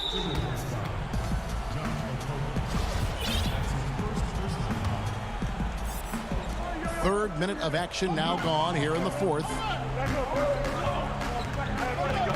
Pass to Gilgeous-Alexander. Here's Gallinari. And the layup's good off the glass. And the Thunder lead by 2. And that's about the worst defense I can imagine a team playing coming down the stretch. You know, we talk about execution offensively coming down the stretch. To me, it's as important defensively, and they didn't have it. Stolen away. And now, here's Gilgeous-Alexander, the fast break chance. And that one, good. Gets the ball up the court immediately. And that pass to find the man cutting to the bucket couldn't have been timed any better. Ball against Russell. Beasley outside. Passes it to Hernan Gomez. And the rebound goes to the Thunder. Adams has got 5 rebounds tonight. Dort passes to Gallinari. Over Hernan Gomez. Quick shot there, and it's off target. Timberwolves trail by 4. Here's Towns.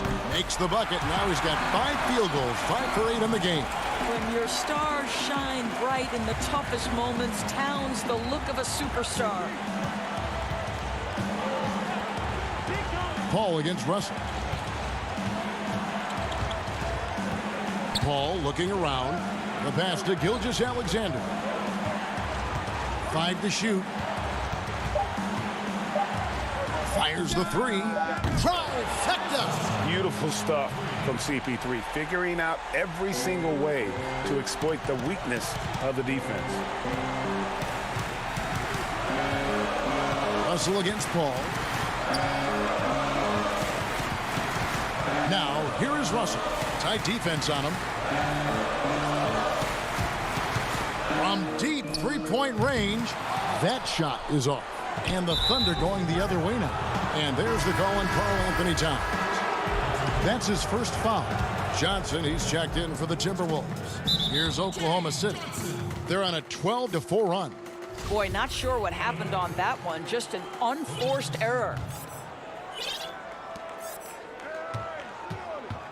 And here is Gilgeous-Alexander. Pass to Gallinari. Takes the 13-footer.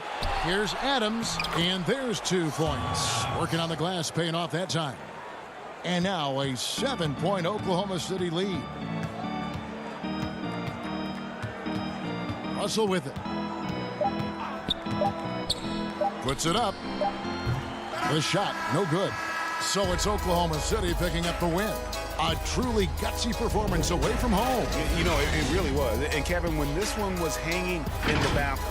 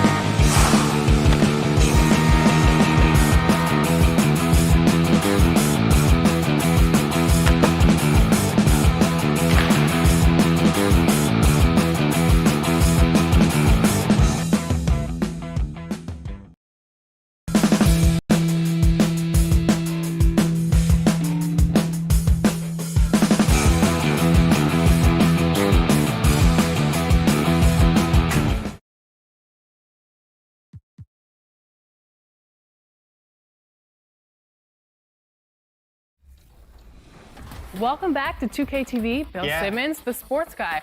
Now, the sports guy is your nickname, but if you were a player, what would you have as your nickname? Washed up.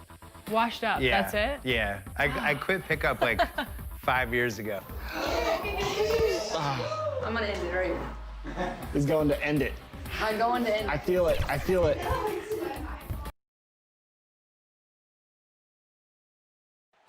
The state capital of Utah dramatically lit up on a beaut. And his thing. He is doing a great job. Thank you, D.A. And here's a look at some numbers for Culver. And his three-point shooting has gotten a lot better over his last 10 games. He looks so much more comfortable from beyond. There's no doubt he's got the green light to let it fly whenever the shot's there for him. And checking out Minnesota's opening lineup. Russell is out there with Malik Beasley. Then there's Towns, and it's Hernan Gomez in at the 4. And for the Jazz, inside we have Ingles and Gobert. Conley runs the point with Mitchell flanking him. And it's O'Neal in at the 3. 6 to shoot. Here's Beasley.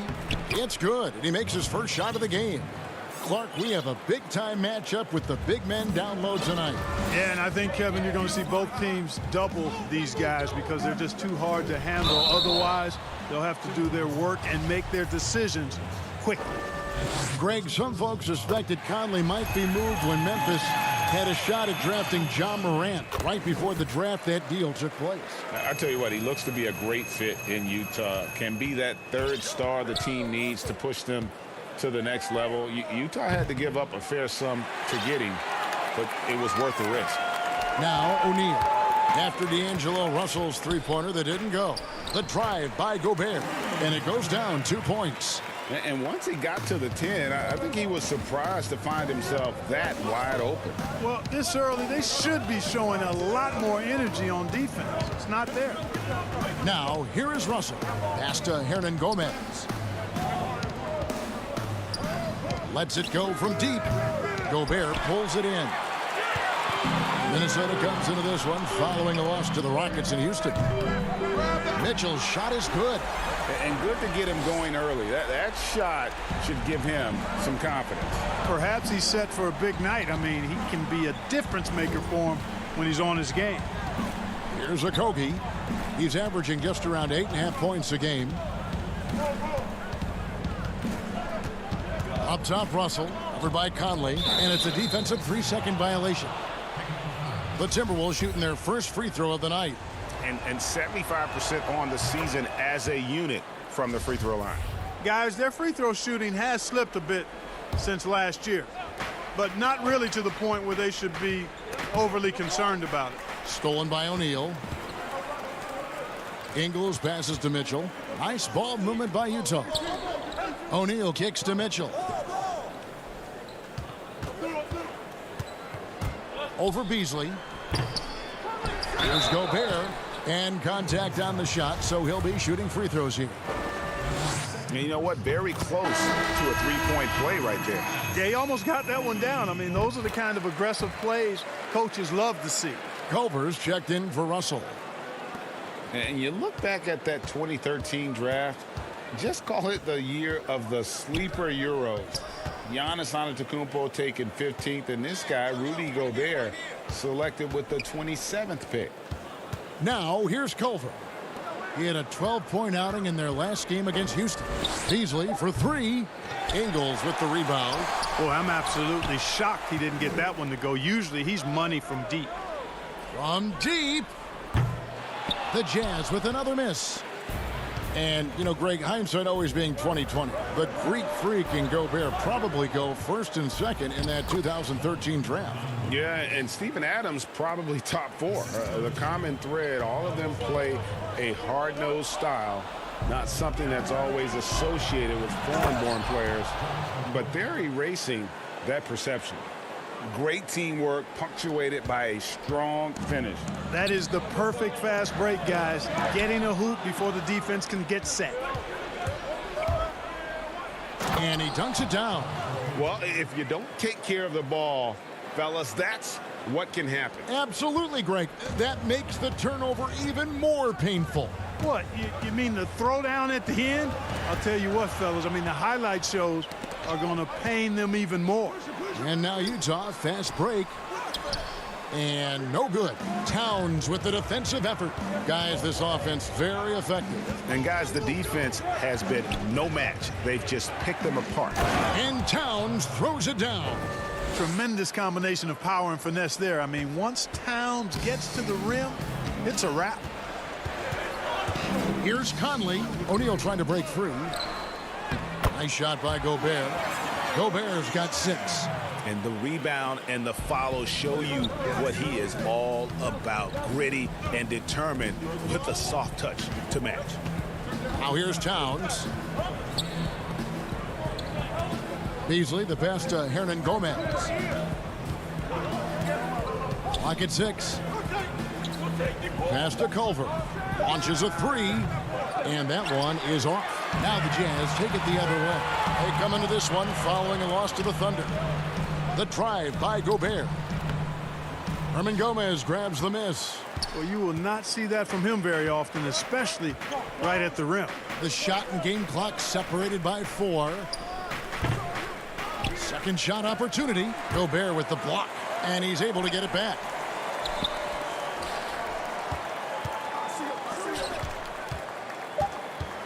Here's a Kogi. Here's Towns, and finally that one's good. Towns has got his second bucket tonight. Hey, I tell you what, I've got a 39-inch shirt sleeve. Karl Anthony Towns has to be north of 40, and with that reach, you can see why he snatches up those rebounds. Tie game in Utah. Don't go anywhere, folks. We'll be back in just a moment. Rudy Gobert talks about his expectations for the team. Every year I want to keep getting better, and Well, and as a competitor, this is what you should be thinking, and Greg, you should be talking about winning a title. For sure. I mean, it'll take a lot of work, but Gobert sounds like he's up for the challenge of proving the doubters wrong. And this has been a fairly close game through the first quarter, and we'll see what happens here in the second. And some stats here, guys. The scoring breakdown for Minnesota. Well, I like the fact they've already been getting a lot of high-quality shots in the paint. Yeah, and one thing, Clark, I've noticed is how quick their hands have been tonight. Thanks to that, they've gotten a lot of points off of turnover. All fueled up and ready to go. Let's reset the lineups courtesy of Gatorade as the second quarter gets going. Taking a look at the Jazz, they've got Jordan Clarkson. Gobert is out there with Davis, and there's Emmanuel Mudiay. And it's Niang in at the small forward position. Here's Davis over Johnson. Up again, controls the rebound and puts it back up and in. There you go. Relentless pursuit of the ball. I love it. He never stopped working. To the paint. Here's Reed, and he makes no mistake on the slam dunk. Yeah, you look at Russell, and one of the things I like most about his game is this guy has great vision and passing ability. And, you know, even though in today's game floor spacing is all the rage, the last 5 years the Wolves attempted the fewest threes in the league. And when they did shoot them, they didn't make very many of them. The feed to Gobert. Misses in close. Boy, that is awesome defense, guys, against a capable finisher. Well done. I'm sure the coaches love that. It's Russell with the drive. Down low. And the shot is good from Johnson. Johnson's got the lead up to 2 now for Minnesota. And on top of their troubles from range, the Wolves have also had trouble on the defensive glass. Yeah, and if you can't rebound and you're not shooting it well, you've got to figure out who you're going to be. Your identity is in question. That's what the Wolves are trying to figure out. Who are we? What do we do well? How do we win? How do we succeed? To get to the next level, they've got to answer that question. A total defensive collapse. I mean, no reason to allow him that kind of space from behind the arc. Russell from long range. Connects from three-point range. Russell's got the lead. Back up to 2 now for the Timberwolves. Here's Mudiay. That 3 off target. Had some space there after the little pump fake. Russell against Mudiay.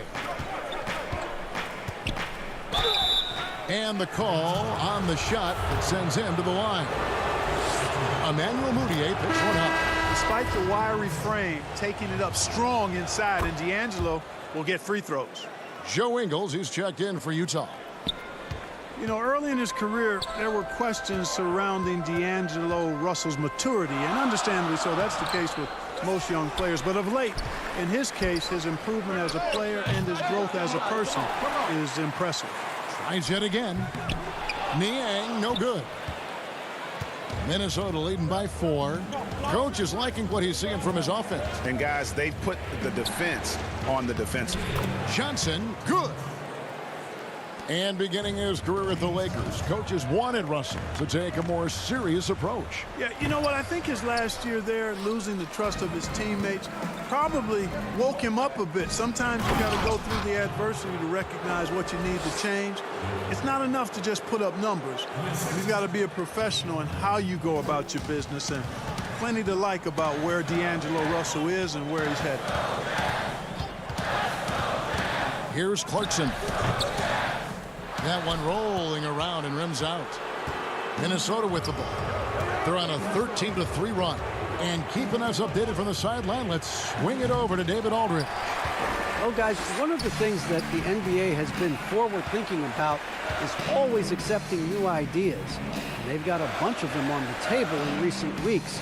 A mid-season tournament, a postseason play-in tournament, maybe even reducing the 82-game regular season schedule. Now, all of these would be very bold moves, but Commissioner Adam Silver has always demonstrated a willingness to think outside the box. Kevin? The great assessment, good report. Thank you so much. And that is a textbook example of how to defend your rim. And you know, guys, I love his fight and grit on the interior. I mean, he never lets a shot go uncontested. The shooting numbers just aren't there yet in the quarter. Took him no time at all on that one. And it's 8 points for D'Angelo Russell. Oh, great ball movement there. And there's the pass to Moutier. Here's Niang. And that one falls, coming off of Davis's feed. 24 seconds left in the first half of basketball. And the Timberwolves with possession. They're on a 16-7 run. Russell dishes to Johnson. A rebound by the Jazz. Davis has got his 4th rebound in this one. Here's Niang. No good with the triple. It could go.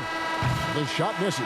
And so it's the Minnesota Timberwolves. Thank you, David. And we'll be back for the 3rd quarter of action following halftime. It's the 2K Sports Halftime Show. Hey, welcome back. It was a closely contested first quarter for Minnesota. They never got too far behind. Thanks for joining us, folks.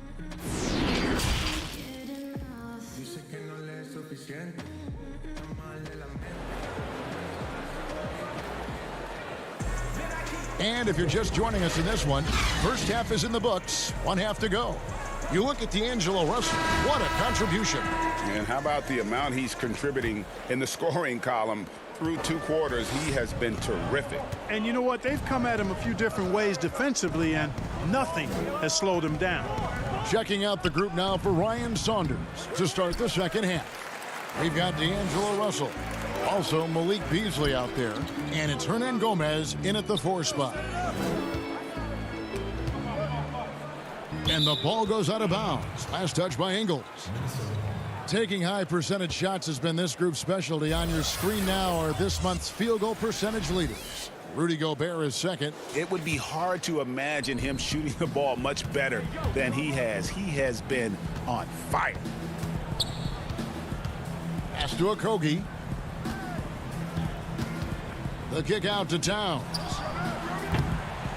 A chance there to push it to double digits, but it's off the mark. And so it's Conley bringing up the ball for Utah. Following this one, they get to host the Pelicans. And that's game 2 of this string of 4 games played at home. And, you know, the Timberwolves made Karl Anthony Towns their franchise cornerstone going forward. Cat signed a 5-year deal worth $190 million, and really it's not even a question. He's the present and future of this team. Pass to Okogie. Tries a 3. Offensive rebound, and it's Towns on the follow. And the Timberwolves lead by 7. Finally, they get one to drop. That's one of their first 4 here in the 3rd. And it's Conley penetrating, makes it off the glass. And with Towns in his extension, Clark, it would have been hard to imagine the Timberwolves doing anything different. Yeah, you know, I think it's really rare to find a player so complete at this young age as Towns is. I mean, the production he gives you with his scoring and rebounding is really irreplaceable. Russell passes to Towns. Back to Russell. Nice ball movement by Minnesota. Passes to Hernan Gomez. Here's Towns. From 13. No good from Hernan Gomez. Yeah, the offense scuffling a bit to start this second half. Only 1 for the first 5. This one for 3. Count that one, and the Minnesota lead has been cut down to 2 on the bucket from O'Neal. And he found the perfect spot behind the arc there. Big gap in the D. And the pass to Towns. Here's Hernan Gomez. Kicks it out to Beasley.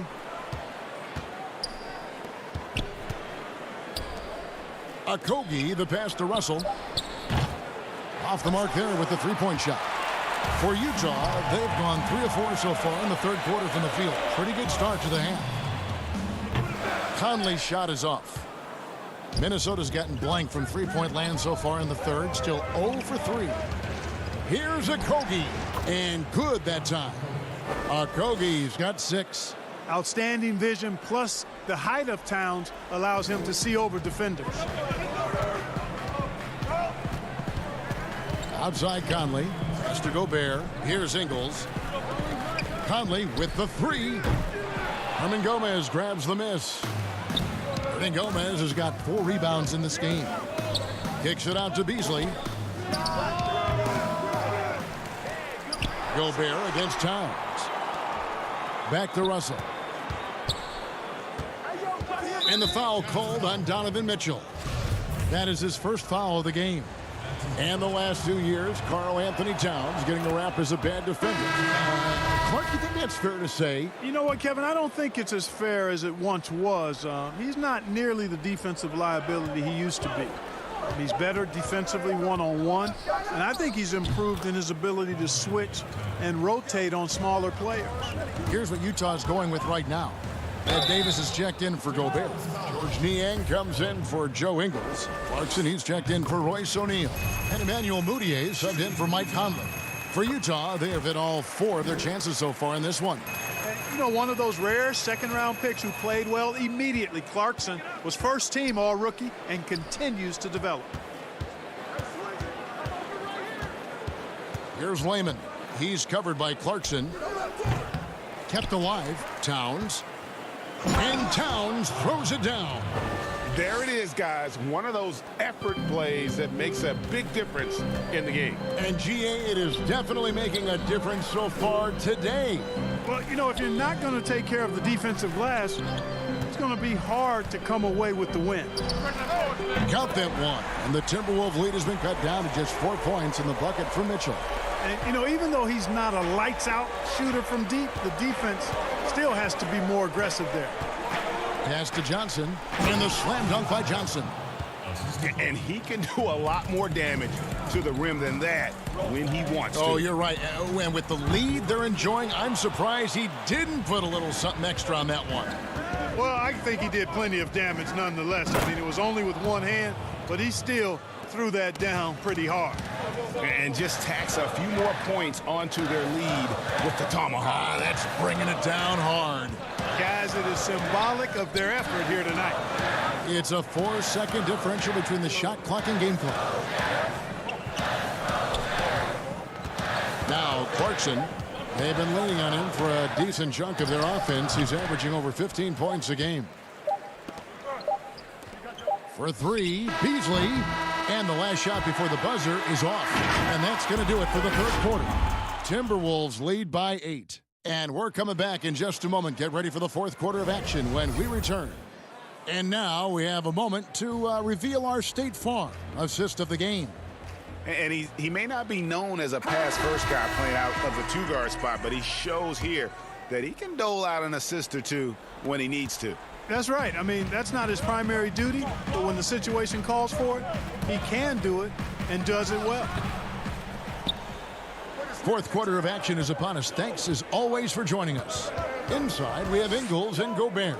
Jordan Clarkson is out there with Donovan Mitchell. And it's O'Neal in at the 3 spot. That's the 5 on the floor for the Jazz. And a good call. Towns, one of the best in the league with the catch and flush.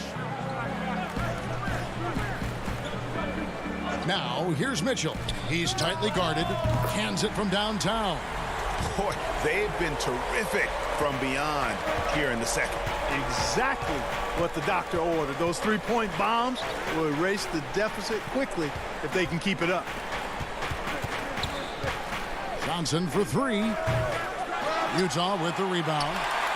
60 seconds off the clock here in the fourth. Passes it to Ingles. Mitchell against Beasley. Now, here's Mitchell. Guarded closely. Clarkson on the wing. Over Reed. Misses off the left iron. He's been ice cold tonight. And, you know, you look at the scoreboard, guys, they really could have used his contributions. How about the force there from Culver, making sure to finish with power, leaving no doubt with that finish. Mitchell outside. Reed with the rebound. Timberwolves leading by 9. Gobert brings the double team. On the wing, Johnson to the paint. Here's Towns. It's good with the assist that time from Johnson. Clark, you played the traditional power forward position in the NBA years you had back in the 80s at such a high level. Who's doing that right now? Tell you what, the power forward position has changed so much, Kevin. These 4 men now are not really the enforcing type physical guys that we saw in the 80s and even 90s. They're agile, they're rim protectors, they're shot makers from deep. And guys like Anthony Davis and LaMarcus Aldridge. Yes. Man, I tell you, Anthony Davis goes to the top of my list in today's game. Blake Griffin, another one with Detroit. Yeah, good call. And out of bounds as the Timberwolves gain possession. No clue where that pass was going. That is a brutal turnover. For Minnesota, they've gone an outstanding 4 of 5 from the field in the fourth quarter so far. Outside, Russell. And there's the foul. It'll go on Joe Ingles.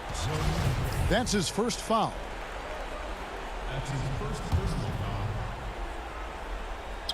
It's stolen by Gobert. I don't like that decision there on the entry pass. Not with the defender right there ready to pick it off. Mitchell. Another miss by Utah. Timberwolves leading by 12. To the inside.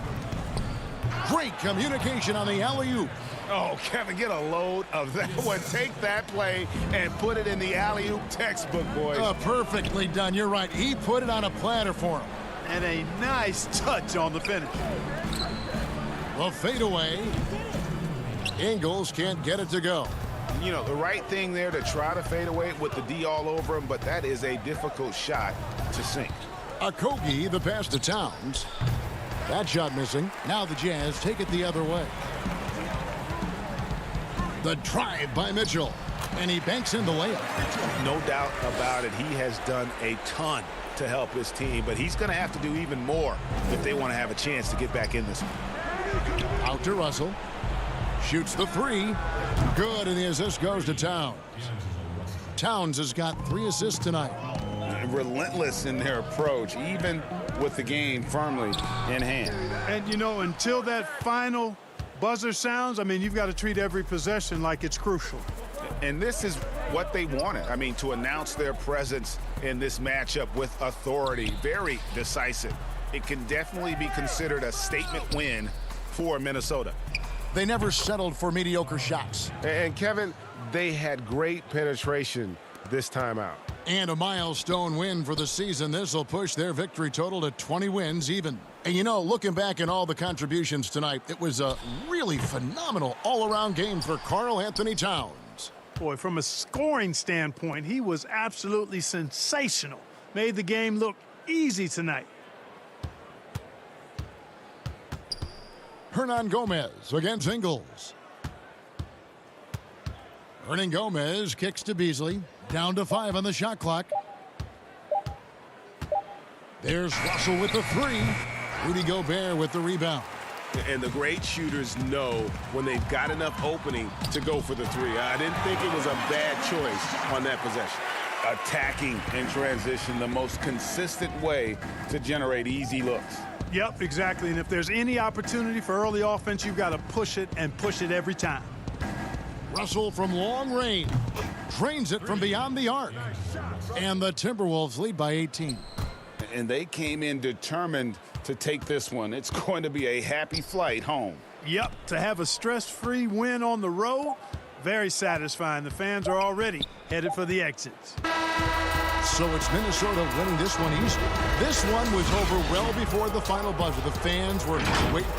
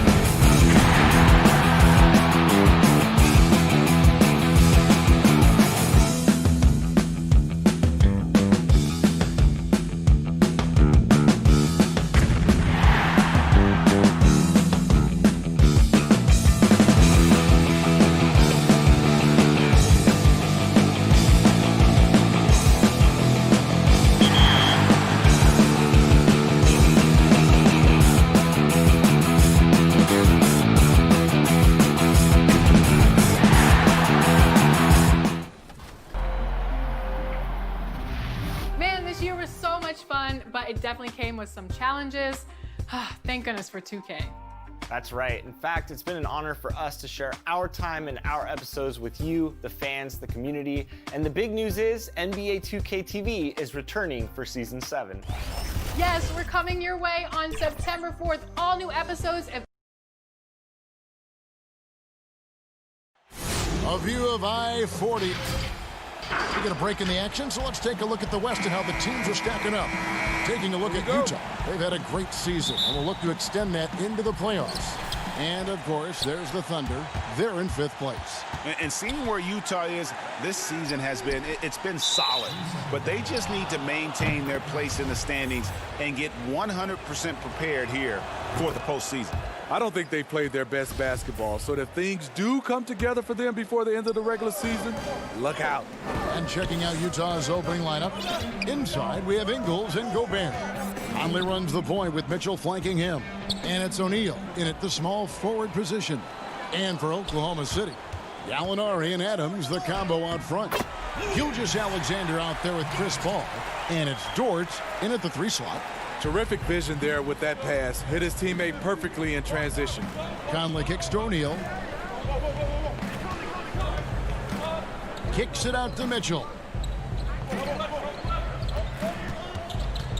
Well, Smitty, for players and teams that are out of the playoff hunt, how do they stay motivated here to go the rest of the season every night, every practice, every trip?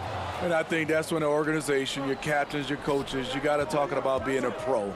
Sometimes you lose focus. You're not in the playoffs, and maybe your team that was supposed to be or not slated to be in the playoffs. You still are a professional. You have to have a professional approach. And so here is Oklahoma City. Rudy Gobert missing his last shot. It's good. Great timing. That can be the difference between an assist and a turnover. Jazz have gone just 1 of 4 to get this game started. Now here is Conley. Gilgeous-Alexander cover. Unloads. And that one hits back iron. And they're 1 of 5 to start this game. Just really haven't gotten into a flow offensively. This is what Shea excels at, navigating shot blockers in the paint and finishing. Here's Mitchell. The Thunder making the shot. Got that one up quick. Defensively, a breakdown along the perimeter.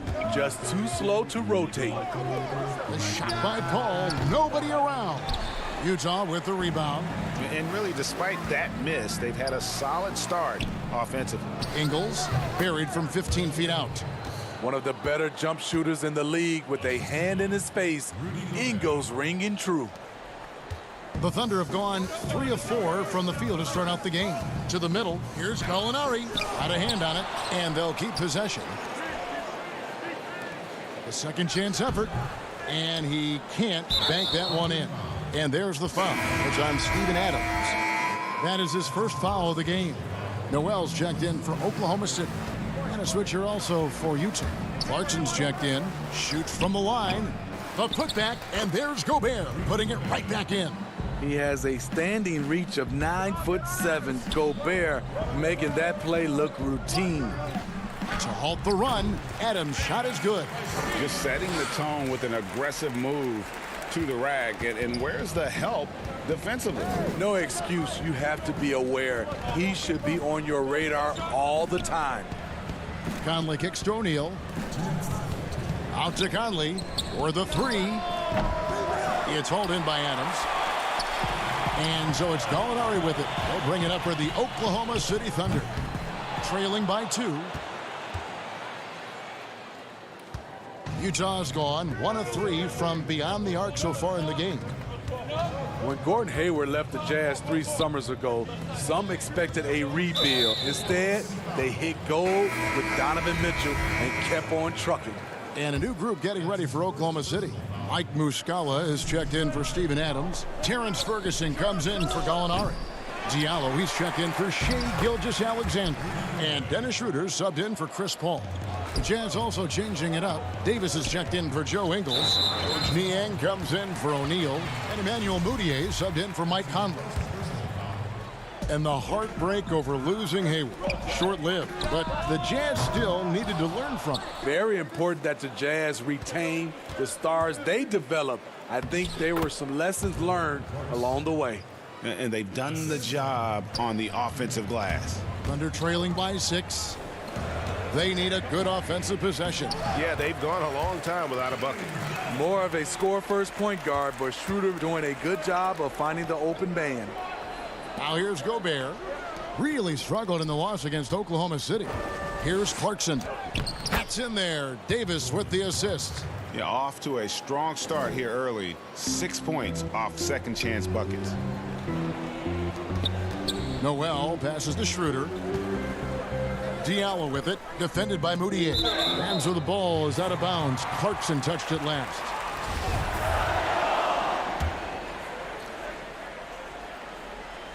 Here's Diallo. He averages a bit over 6 points a game. Unusual for him, just a lack of concentration. Fails to finish the play. Out to the wing. Niang passes to Gobert. They grab their own miss. Jazz passing it around. A 3-ball. Niang, that's good. And it just seems that every pass they make is leading to a score. Just great ball movement. Rebounded by the Jazz. Gobert's got his 6th rebound on the night. They've been sensational on the backboard to start this game. And slam dunk by Gobert. Building up a big early lead, they have taken charge of this game. Play calling has been fantastic. They've been a step ahead of the... And so it's Utah. Their lead at 11 points to end the quarter. They're pounding the ball inside, and that's where they've gotten their best production tonight. And the ups and downs of injuries. Great work ethic is the key. Conley stayed at it. And a player that's known for keeping his composure, that helps also. He weathered those early challenges and just stayed positive. And if you're just tuning in, we've got a wide margin on the scoreboard, but plenty of time left for a comeback. And a very convincing performance from the Jazz so far. Well, one way to generate more offense, pound the offensive glass. That was the difference in the first. And you know this, most of the time, offensive rebounds generate high percentage looks. Andre Robertson out there with Dennis Schroeder. Then it's Mike Muscala. Then it's Noel. And it's Ferguson in at the 3 spot. That's the lineup in the game for Oklahoma City. Mitchell, he's checked in for Utah. Well, we see a lot of big men creating offense, Smitty. Who's on your list for perhaps the best outlet passer in the game right now? Let's start off. I would say Kevin Love is one of those guys who still is, I think, the best outlet passer as a big. Jokic, also Blake Griffin, some of those guys can really pass. DeMarcus Cousins, those are some of the bigs that have great outlet passes. Tries again. In deep. Davis drops it in. Man, just adding insult to injury. He just waltzes inside and extends this lead. A uncontested shot at the rim, you have to compete at all times. And no doubt they'd love to see him get a lot more of those opportunities. And that deficit will go away quickly if he does, Greg. And it's Mitchell missing. And this is what you like about his perimeter D. He never gave up and challenged the deep. You see some guys, they just mail it in. They don't go out and contest it. Not him. He's going to compete through the entire play. From past the arc. And it's Noel with the rebound. With floor spacing at a premium, they need him to hit these shots. Made just that one in the first. The pass to Niang. From deep three-point range, Utah gets it back, and Mitchell is right there. And the Jazz lead by 9. Continuing to show activity on the offensive glass. Second chance buckets have been huge. That's good from Moutier on the assist by Davis. And unfortunately, we've seen a few too many of those. A lack of concentration, a turnover, and an easy bucket in transition. Ferguson, the pass to Noel. Davis with some nice D. And the pressure he put on that shot forced the miscue. The rim protection at its finest. The result is the same whether you block the shot or simply change it.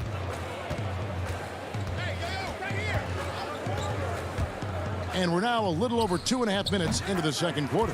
Ferguson's shot is good.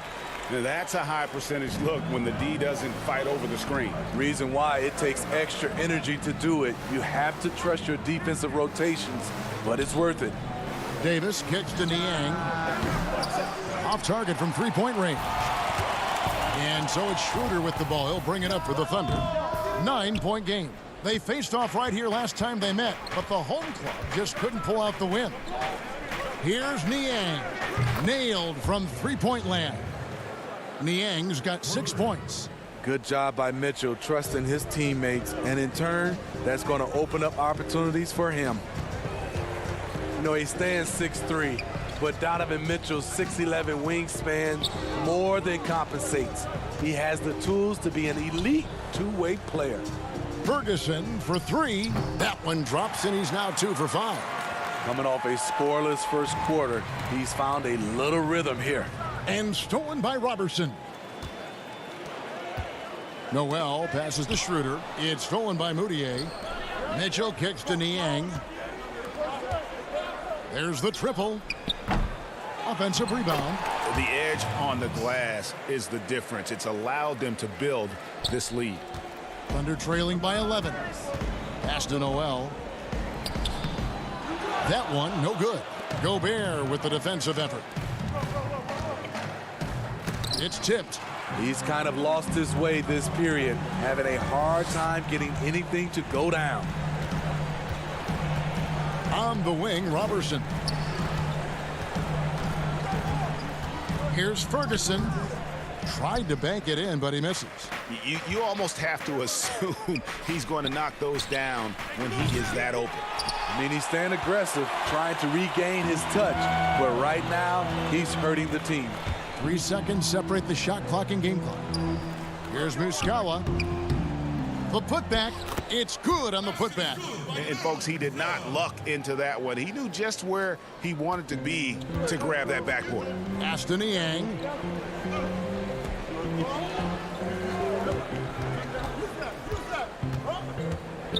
The tray. He can't get it to go. And that concludes the first half. Thank you, David, and we'll be back after halftime as the third quarter gets under. The 2K Sports Halftime Show. Hey, everybody. Right out of the gates, it was Utah setting the tone. During one stretch, they were leading by as much. And that'll about...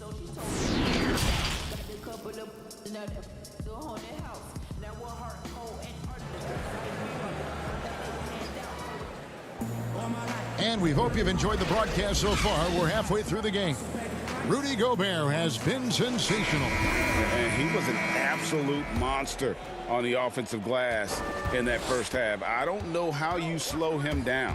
Basketball 101. You've got to put a body on him. Unfortunately, that's a fundamental that's gone by the wayside. Third quarter action getting rolling right now. Brought to you by Gatorade. All fueled up and ready to go. Here's who's on the floor. So on the floor for Utah. Conley runs the point with Mitchell flanking him. Inside, we have Ingles and Gobert. And it's O'Neal in at the small forward. Gilgeous-Alexander. And a great assist by Paul as that one goes in. And that's going to happen. Paul recognizes the imbalance in the defense. Delivers a perfect pass. And slam dunk by Gobert.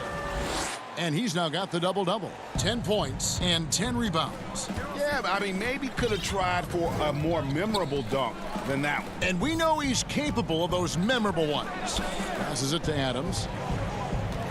Over Gobert. And with that shot, the Jazz lead is cut down to 10 on the bucket from Adams. The Jazz shooting at 46%, making some buckets. Conley against Paul. Now, here's Ingles. Not a lot of room. Some solid defense from Gallinari. And not allowing the shooter even an inch of breathing room on that one. And you know, we always talk about this. Just changing the shot can be just as effective as blocking it, even though it's less spectacular. Over to the wing. Here's Conley. And he drops in the layup off the glass. 3 out of 4 coming out of the half, showing good execution on the offensive end. Gallinari wide open. The long distance three is buried. Gallinari's got it back down to within single digits for Oklahoma City. Jazz have gone 3 of 4 so far in the third quarter from the field. Pretty good start to the half. And Smitty, one thing I like about Gallinari, he's doing more things on the court as he ages. I totally agree. He used to be out there only to shoot, but that hasn't been the case for a while now. Still scores, but his rebounding has improved, and he's done a good job of driving and drawing fouls. Oklahoma City's gone 1 of 3 from downtown since halftime.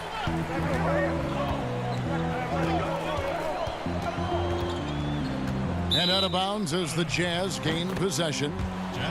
And now a look at the upcoming schedule for the Utah Jazz. On Friday, they'll be facing Drew Holiday and the New Orleans Pelicans. Then on Saturday, they'll be taking on Jonas Valanciunas and the Memphis Grizzlies. And for the matchup with the Lakers, they can't come out playing timid. Just because they're facing the top team in the West, you've got to play your game, minimize mistakes, and if they do that, they got a chance at the W. And the Thunder making a change here. Diallo's checked in, and a switcher also for Utah. Clarkson, he's checked in for Donovan Mitchell. Kicks it out to Paul. From deep. The shot comes out, and Utah the other way now. 13 points was their biggest lead in the game. Following this one, they get to host the Pelicans. And that's the first game in a string of 3 straight at home. So reliable. They've really leaned on him at the offensive end. Here's Adams. Good, and Paul gets the assist.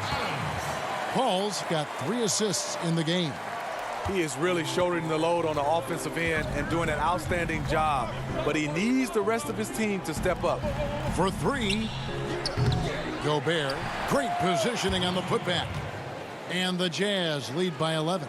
+8 in the rebound differential. One more reason why they're in control.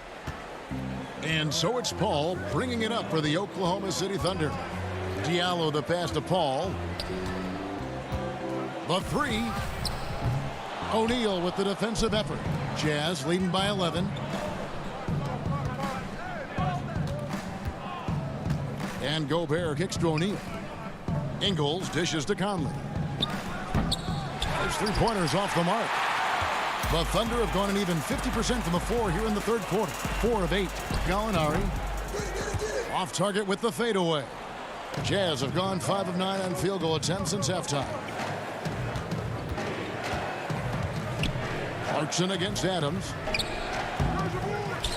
Here's Gobert. An easy 2 points on the layup. Gobert's got the lead up to 13 now for Utah. Yeah, that's the 3rd bucket in a row from the paint. This defense needs to clog those lanes in the middle. Guys are looking for a spark here. Yeah, a cold stretch offensively for sure. No doubt the quarter just not going his way. Still scoreless. About 3 seconds between shot and game clock. And there's the pass to O'Neal. Oh, and a fast break for Oklahoma City. A slam dunk by Diallo. And they need those kind of plays right now. Smart defense that generates some hope. Outside Conley. There's the feed to Ingles. Here's Clarkson. And that shot was up in time, but doesn't go in. A chance now to hear Coach Quinn Snyder talking to his team moments ago in the huddle. Let's just keep playing with the same intensity. And we reach the 4th quarter in a game that may be already out of hand. We've got Gallinari. Nerlens Noel is out there with Adams. Then there's Dennis Schroeder. And it's Diallo in at the shooting guard position. That's the lineup in the game for Oklahoma City. Not a lot of resistance on the inside, and they're taking full advantage. And with that shot, the Jazz lead is cut down to just 10 points on the bucket from Schroeder. Schroeder has really improved as a 3-point shooter. With that shot, he becomes even more dangerous. Conley gets the bucket. Steve, we've heard Commissioner Adam Silver broach the idea of a mid-season tournament. How that would be structured, I don't know. But do you think that could possibly work? I think it's a possibility, Kevin. One, I think you definitely have to have the season shortened to 75 games, 68 games. I think you have to do it on the back end of the All-Star break because we know so much as far as the calendar. When can you fit this in? Maybe 3 or 4 days after the All-Star game during that week. Expand that time off of maybe 3 or 4 days. It's possible. So frustrating when you can't get anything to go down as you're trying to help your team finish the job. Donovan Mitchell's checked in for Utah. Conley finds Mitchell. Nice ball movement by Utah. Ingles passes to Conley. And the basket by Ingles. And the Jazz lead by 12. Right there, it's who wants the basketball the most, and it's Joe Ingles creating the extra possession. And that one drops for him. Man, he keeps doing his part. They just haven't been able to get over the hump. Mitchell outside. Here's Gobert. And it's Noel with the rebound. Noel's got rebound number 8 now on the night. Diallo. And there's another one for the Thunder. He cannot be contained right now. The hoop keeps getting bigger and bigger for him with each made shot. Here's Gobert. Up and in. That's his 10th make in the contest. He has only taken 13 shots. They're scoring boatloads of buckets. It's raining buckets from inside. Here's O'Neal. Basket counts. And now a 12-point Jazz lead. And defensively, guys, they've been unable to shut down the middle. From about 19 feet. Rebounded by the Jazz. Ingles has got 6 rebounds in the game. Inside. And that one falls coming off Conley's feet. Ingles has got 4 points now in the quarter. They are just killing them on the interior. Here's Schroeder. And again, no good by Oklahoma City. And you could tell he thought he had a little more space, but the defender was right there. The ability to close out on perimeter shooters is so important in today's game. Ingles kicks to O'Neal. Just 5 to shoot. Shoots from 12. That misses off the backboard. Thunder trailing by 14. Here's Dort. Feeds it to Gallinari. Here's Schroeder. Misses the 3. Yeah, but the defenders draped all over him. He just could not shake loose. For the Thunder, Adams, he's checked in for Noel. Gilgeous-Alexander comes in for Diallo. And Paul subbed in for Dennis Schroeder. O'Neal kicks to Mitchell. Pass to Gobert. Mitchell looking it over. Gets it to go from beyond the arc. And so just rolling to the finish line now in what has been a very confident-looking performance for the Jazz. Their inside game was what secured them the win tonight. They had their way in the paint, and those are all high-percentage shots, but the defense couldn't stop them from getting down low. And so they'll be advancing their win total to 42 games. The one player that really stands out, of course, in this one, it was a dazzling game for Rudy Gobert. He really played at his preferred pace, never let adjustments by the defense speed him up or slow him down. That is really good work there on the offensive glass.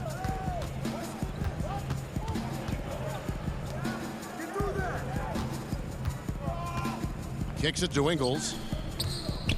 Baseline J on the way. Pass to Conley.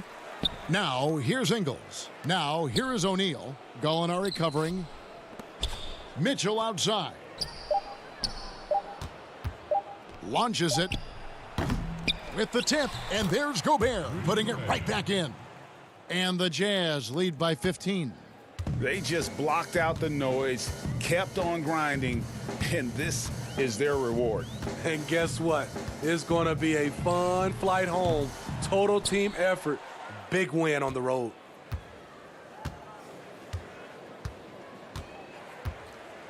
Ingles dishes to Conley. Ingles finds Conley to the wing right side.